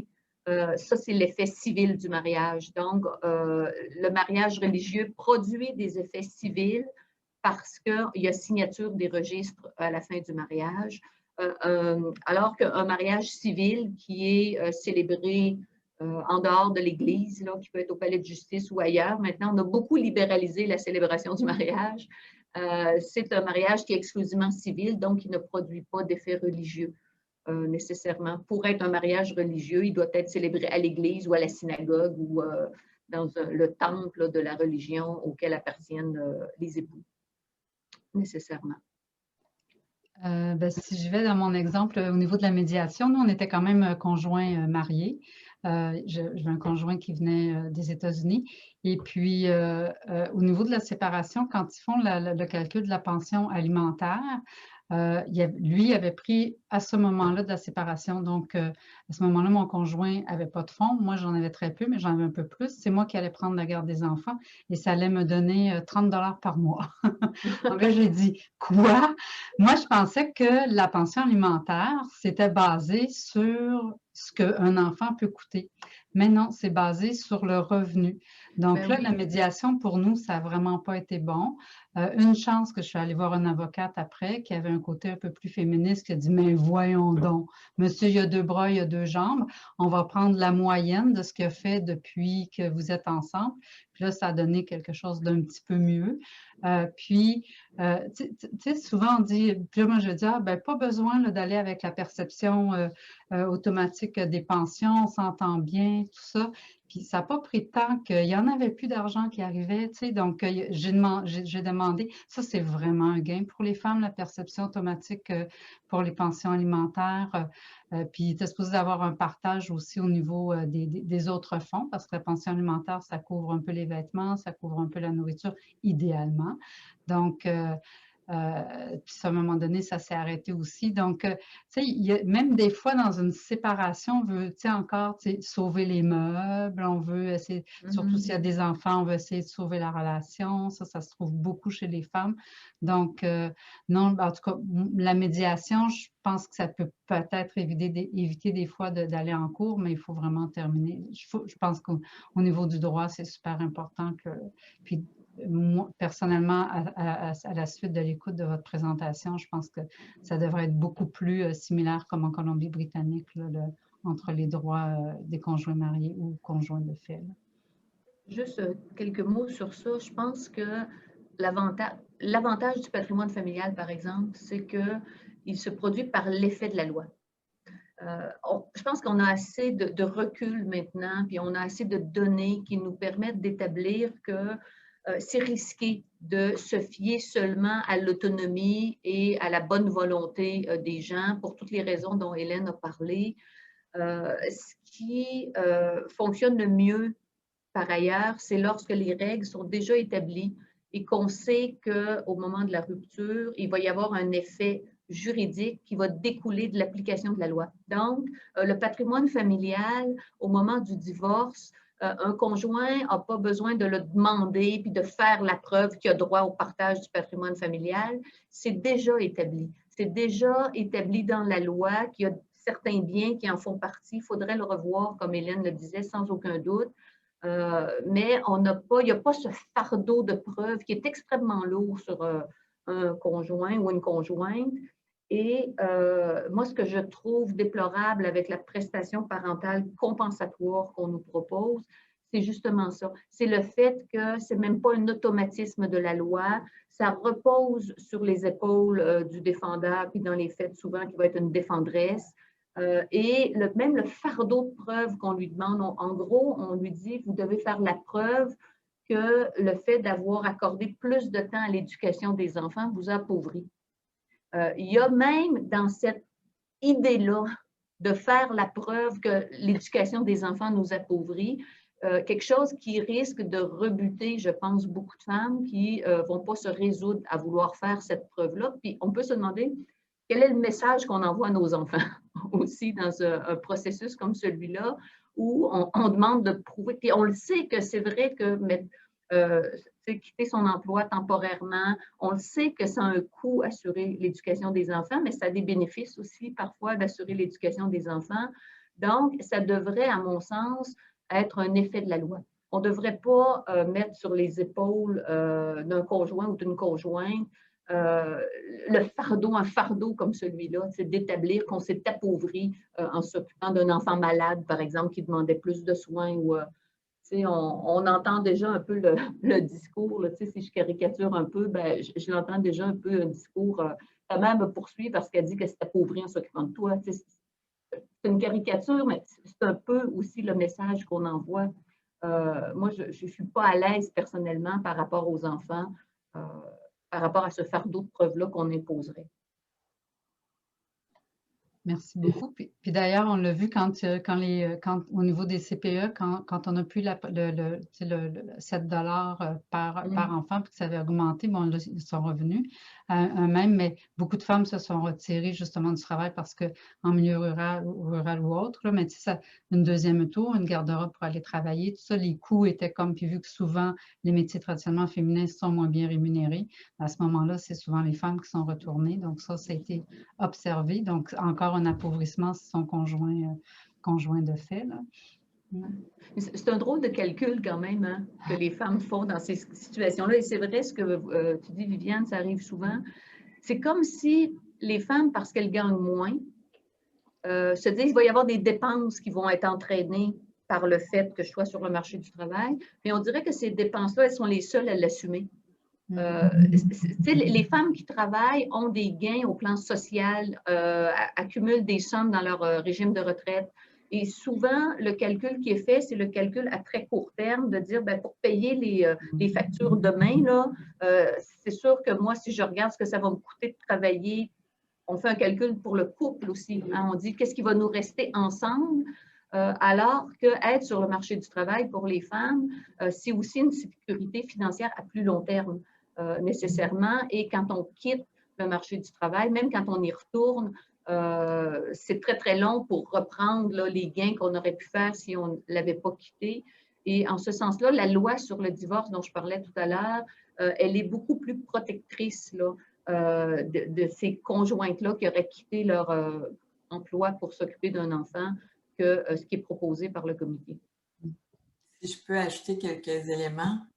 Justement, dans les entretiens, puis j'ai des collègues qui l'ont vu de la même façon, c'est vraiment le raisonnement de beaucoup de femmes de se dire, bon, ben je ne vais pas envoyer mon enfant à la garderie parce que ce que je gagne, finalement, en fait, c'est pas payant. Fait que ce raisonnement-là, c'est, comme tu dis, justement, à plus court terme. Mais ce qui se passe aussi dans la mécanique, quand les femmes s'occupent davantage des enfants, les femmes vont payer pour ce qu'on appelle le liquide, le quotidien, tout ce qui passe. Les hommes, comme ils ont augmenté leur temps de travail, ont souvent un meilleur crédit, puis ils vont arriver chez Brouet-Martineau, par exemple, puis le vendeur va leur dire « on va faire ça à votre nom, monsieur, ça va être plus simple ». Et au moment d'une séparation, pour les couples en union libre, c'est les factures qui font la preuve. Alors, les sacs d'épicerie vides, ben, ils ne se remplacent pas malheureusement. L'autre chose qu'on s'est aperçu dans notre enquête, on a demandé qui paye pourquoi. Parce que dans les ménages recomposés, on se demandait, on prend souvent pour acquis que le nouveau conjoint ou la nouvelle conjointe va partager les coûts de l'enfant de l'un ou de l'autre. Et dans les faits, en fait, ce qui se passe, c'est que le nouveau conjoint ou la nouvelle conjointe, en fait, dans 80% des cas, ne paye pas pour les vêtements, pour les vêtements des enfants, pour les médicaments des enfants et pour la garde des enfants. Donc, c'est vraiment la personne, c'est le parent qui s'en occupe, puis des fois, l'autre parent qui est dans l'autre ménage. Mais dans tous les calculs, il y a vraiment en tout cas, des injustices à ce niveau-là parce qu'on présume que c'est un ménage et que c'est un coût.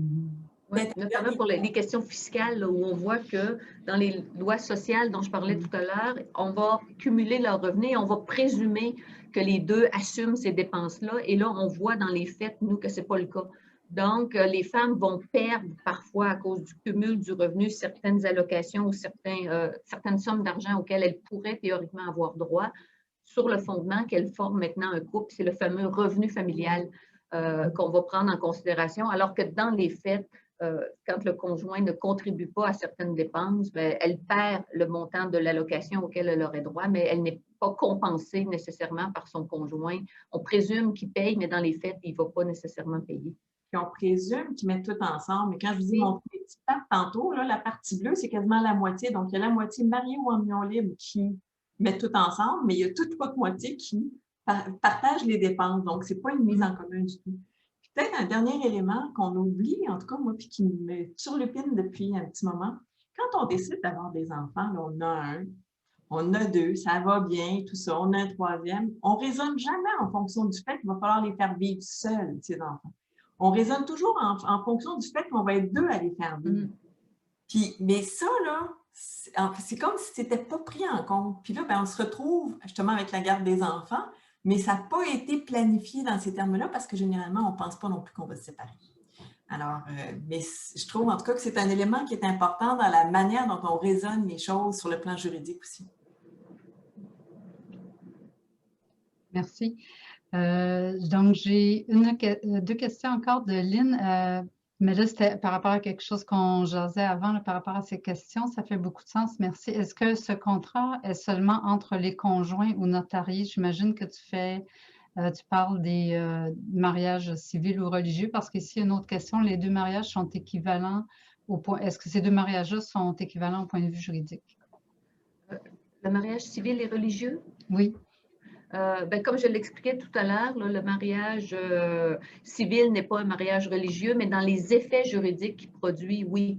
Hein, en fait, il n'y a qu'un seul mariage, c'est le mariage civil, sauf que, comme Hélène l'expliquait, certains, par exemple les curés dans la religion catholique, peuvent agir comme officiers de l'état civil pour célébrer des mariages. Mais qu'ils soient célébrés à l'église ou qu'ils soient célébrés au palais de justice, ils produisent les mêmes effets. C'est nécessairement le même mariage. Là. Je ne sais pas si c'était vraiment ça la question là, qui s'est posée. Par rapport au contrat de vie commune, notaire ou sur, entre conjoints, là, il peut être notarié ou pas, là, ça dépend. Je vais te laisser répondre là-dessus, justement. Ben, le contrat, c'est sûr que le contrat de vie commune peut être fait chez un notaire. Donc, à ce moment-là, on a vraiment des informations, chacun des conjoints a des informations juridiques avant de signer ce contrat-là, mais il peut être aussi ce qu'on appelle en droit sous seing privé. Donc, ça peut être un document qu'on signe, on s'entend qu'on va partager les biens de telle et telle façon.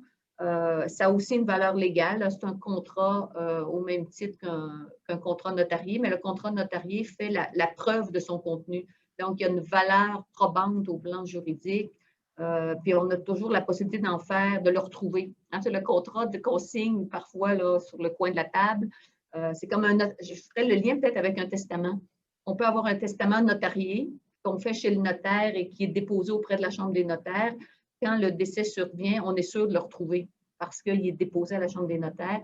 Un contrat notarié, contrat qu'on fait, un testament qu'on ferait à la main chez holographe, là, ça a aussi une valeur en droit, mais les risques potentiels qu'ils soient perdus, qu'ils soient écartés, qu'ils soient peut-être même détruits par certaines personnes est plus grand. Le contrat sous seing privé là, il peut avoir une force légale là, tout à fait probante, là, mais il est peut-être moins, j'allais dire moins sûr, c'est peut-être pas la bonne expression, là, mais ça a quand même une valeur, là, un contrat sous seing privé. Je sais qu'Hélène, toi, tu as sûrement une opinion sur ça. Oui, bien en fait, il peut toujours être contesté aussi un contrat de vie commune. Là. Oui. Okay, s'il y en a un qui est pas mal plus fortuné et qui peut se payer du monde pour travailler, il peut se payer des avocats et tout, il pourrait éventuellement concesser. C'est pas sûr qu'il réussirait, mais alors que je trouve que justement la question du patrimoine familial ou justement le contrat de mariage, ça s'applique, les gens ne se posent pas trop de questions. C'est plus simple, tout simplement. C'est pas fondé sur le consentement. C'est le partage du patrimoine familial, c'est pas une question de consentement, c'est une question d'effet de la loi. Donc, le consentement se pose juste, comme je l'expliquais tout à l'heure, à la dissolution. Donc, tu as beau dire, oui, mais moi, je n'étais pas d'accord pour le patrimoine familial, bien, désolé, la loi prévoit que c'est comme ça que ça fonctionne. Merci. Donc, effectivement, ça permet d'avoir un peu plus. Donc, j'ai Sylvie, puis j'ai Angélica, puis après ça, il va falloir penser à la conclusion de notre webinaire. C'est vraiment très intéressant. Sylvie, tu peux y aller. Le contrat holographe a besoin de témoins? Oui, un contrat de vie commune doit avoir 2 témoins, oui. Holographe, là, ou le contrat holographe, oui, tout à fait. Ça. Il peut. C'est sûr, s'il y a des témoins, la preuve de son contenu, ça vient faciliter la preuve en réalité.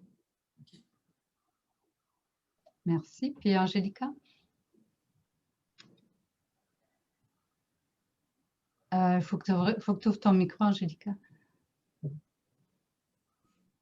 OK, donc pour ça, là, pour le divorce, tout ce qui est question de patrimoine familial et autres, est-ce que ça, comment je veux dire, l'effet est pris, mais je veux dire, c'est applicable au moment où il y a eu la séparation entre les deux personnes, même si, par exemple, que c'est pas encore prononcé, mettons, là, même si que ça prend 1 an pour divorcer après. C'est comment ça va s'effectuer sur quelle période de temps? En fait, le calcul va se faire, on dit c'est les biens accumulés pendant le mariage et pendant la vie commune. Donc, là, c'est une question assez technique. Est-ce qu'on va calculer à partir du moment où on va introduire la procédure en divorce? Ça arrive fréquemment que des gens vont introduire leur procédure en divorce après être séparés de fait pendant une longue période. Ils sont mariés, mais ils commencent par se séparer dans les fêtes. Là. Il y en a un qui déménage. Et assez souvent, ils peuvent vivre un certain nombre d'années comme ça. Et tout à coup, il y en a un parfois qui veut se remarier. Et là, qui ne peut pas se remarier, évidemment, parce que le couple n'est pas divorcé. Donc, on peut à ce moment-là faire remonter les effets à la date de cessation de la vie commune. C'est-à-dire que tous les biens qui auront été accumulés ou payés entre la date où le couple s'est séparé et la date où on introduit la procédure en divorce, on pourra l'exclure du partage. Donc, on fait remonter les effets à la date de cessation de la vie commune. Il y a une logique là-dedans, c'est que le couple était séparé. Donc, ce qui a été accumulé pendant que le couple est séparé ne découle pas de l'effort commun des conjoints. Donc, il y a une logique à dire, ben, c'est la même chose comme les biens acquis avant le mariage ne font pas partie du patrimoine familial. On dit souvent que les régimes de retraite sont partageables, mais c'est les sommes cumulées dans le régime de retraite entre la date du mariage et la date du divorce. Ce qui est partageable, c'est ce qui découle de l'union des efforts communs des conjoints. Merci beaucoup. En tout cas, je trouve que ça permet de démêler puis de comprendre beaucoup de choses. Donc, le patrimoine familial, c'est vraiment plus intéressant, même s'il faut le revoir, en sens que ça permet de protéger les droits de tout le monde. Puis, étant donné que dans notre société, il y a encore des inégalités, donc c'est très problématique d'avoir à faire la preuve. De plus, le fait que c'est seulement les couples avec enfants, ça aussi, c'est problématique, parce que vous avez expliqué, il y a des situations où est-ce qu'il y a de la proche aidance et tout. Donc, on espère que ça sortira pas que ce projet de loi-là sortira pas dans le milieu de l'été quand tout le monde est en vacances. Ça se peut. Il y a une tendance maintenant de les déposer genre le 21 juin. Et je voudrais peut-être, si vous me permettez, je voudrais juste rajouter une dernière chose, c'est que, on se dit, oui, mais est-ce qu'il y aurait eu une façon plus simple de réformer le droit de la famille? Je vous invite dans le rapport du comité consultatif à lire la dissidence du professeur Dominique Goubeau de l'Université Laval, qui était membre du comité, mais sur cet aspect-là, était dissident. En fait, on aurait pu aussi faire un choix, on aurait pu dire, dans les couples qui ont des enfants, on pourrait se coller sur la protection que la loi donne actuellement aux couples mariés. Donc, rendre le patrimoine familial par l'effet automatique de la loi aussi pour les couples avec enfants. Il y aurait eu d'autres façons. Là, on crée quelque chose de complètement nouveau. C'est vrai que c'est original, mais c'est complexe. Ça va être complexe à mettre en œuvre. On va être distinct de toutes les autres provinces au Canada, alors qu'on aurait pu faire, je pense, je le dis avec respect pour l'opinion contraire, on aurait pu quand même faire quelque chose de beaucoup plus simple et qui aurait assuré, à mon avis, peut-être une plus grande protection, autant aux conjoints de fait, sans s'attaquer à la protection que la loi offre présentement aux couples mariés. Oui, puis déjà, quand on est... Oui, vas-y, Hélène, puis je... Je disais qu'il y avait eu des consultations dans plusieurs régions du Québec, il y a des mémoires qui ont été déposées et qui sont disponibles sur le site de, je pense, du ministère de la Justice. Oui. Alors, ça, si vous voulez voir quelles ont été les prises de position des autres groupes de femmes, parce que c'était sur la même chose sensiblement. Là. Et donc, il y a probablement, ça pourrait aussi être aidant peut-être pour la réflexion. Oui. Merci beaucoup. Donc, ça veut dire que sur le site du ministère de la Justice, c'est là qu'on peut trouver les mémoires, mais aussi le rapport du comité consultatif, j'imagine. Le rapport, il est publié maintenant. Je pense qu'il faut peut-être juste googler. Puis, ouais. C'est possible de le commander. Là. Il est publié maintenant. OK, parfait. Puis, c'est ça, ben, le gros problème, c'est de cette prestation-là compensatoire, c'est que ça repose sur la défenderesse. Puis déjà, on sait quand on a une séparation, il y a déjà assez de troubles et tout ça. Donc, si on peut avoir une loi qui protège vraiment bien les conjoints, c'est l'idéal, là. Ben, Souvent, on dit 3 ans, le délai. 3 ans, c'est long. Mais en même temps, quand on se sépare dans des conditions difficiles, qu'on assume la garde des enfants, qu'on a des problèmes financiers, 3 ans, c'est court, finalement. Et ça ouais. rend encore la chose difficile, là. Oui, ouais, donc ce laps de temps-là aussi. Donc, il y a plusieurs choses qui font problème. Merci beaucoup de nous alerter sur ces questions-là. Je pense que tout le monde a trouvé ça vraiment très intéressant aujourd'hui. Merci d'avoir pris le temps de nous informer. Nous, on va continuer. Vous nous avez donné des pistes là, au niveau d'aller lire la dissidence du professeur, les mémoires, de prendre connaissance. Probablement que la Fédération des associations de familles monoparentales ont écrit sur la question aussi. Donc, Ils ont déposé un mémoire d'ailleurs aussi. ouais. Donc, on va s'informer, on va aller voir. Puis, je ne sais pas si vous avez une réaction que vous relisez ou vous êtes plus vite des fois que nous, plus alerte. Est-ce que c'est possible, je ne sais pas, de garder un lien ou vous nous envoyez des commentaires que vous avez par rapport au projet de loi qui fait que nous, avec notre réseau, on pourrait le diffuser ou faire en sorte, ça pourrait peut-être être une piste. Je ne sais pas si ça serait possible. Alors, si jamais il y a un projet de loi, là, recommuniquer avec nous pour pas qu'on oublie. Puis à ce moment-là, oui, tout à fait, je pense qu'on va de toute façon, dès qu'il va y avoir le dépôt, Carmen et moi, Courir le livre. on va faire nos devoirs, c'est sûr. Oui, puis vous risquez d'être plus alerte que nous sur certains sujets, certaines choses. Et nous, en droit, on ne se connaît pas nécessairement, on n'a pas l'analyse sociologique non plus d'Hélène. Donc, oui, on va certainement vous recontacter. Surtout qu'un projet de loi, c'est très difficile à lire parce que c'est juste des petits bouts. Là. Ils reprennent, là, ils partent du code, puis là, ils disent tel article est modifié en ayant telle chose. Donc, ça ne rend pas la lecture des projets de loi très facile, là. Je trouve que vous avez vraiment une belle union tous les deux là, au niveau sociologique, d'analyse puis de droit. Là, ça complète vraiment bien le portrait parce que ça permet vraiment d'avoir une approche féministe aussi de la question, puis qui est plus collée à la réalité aussi que des suppositions ou des mythes d'égalité atteinte. Là.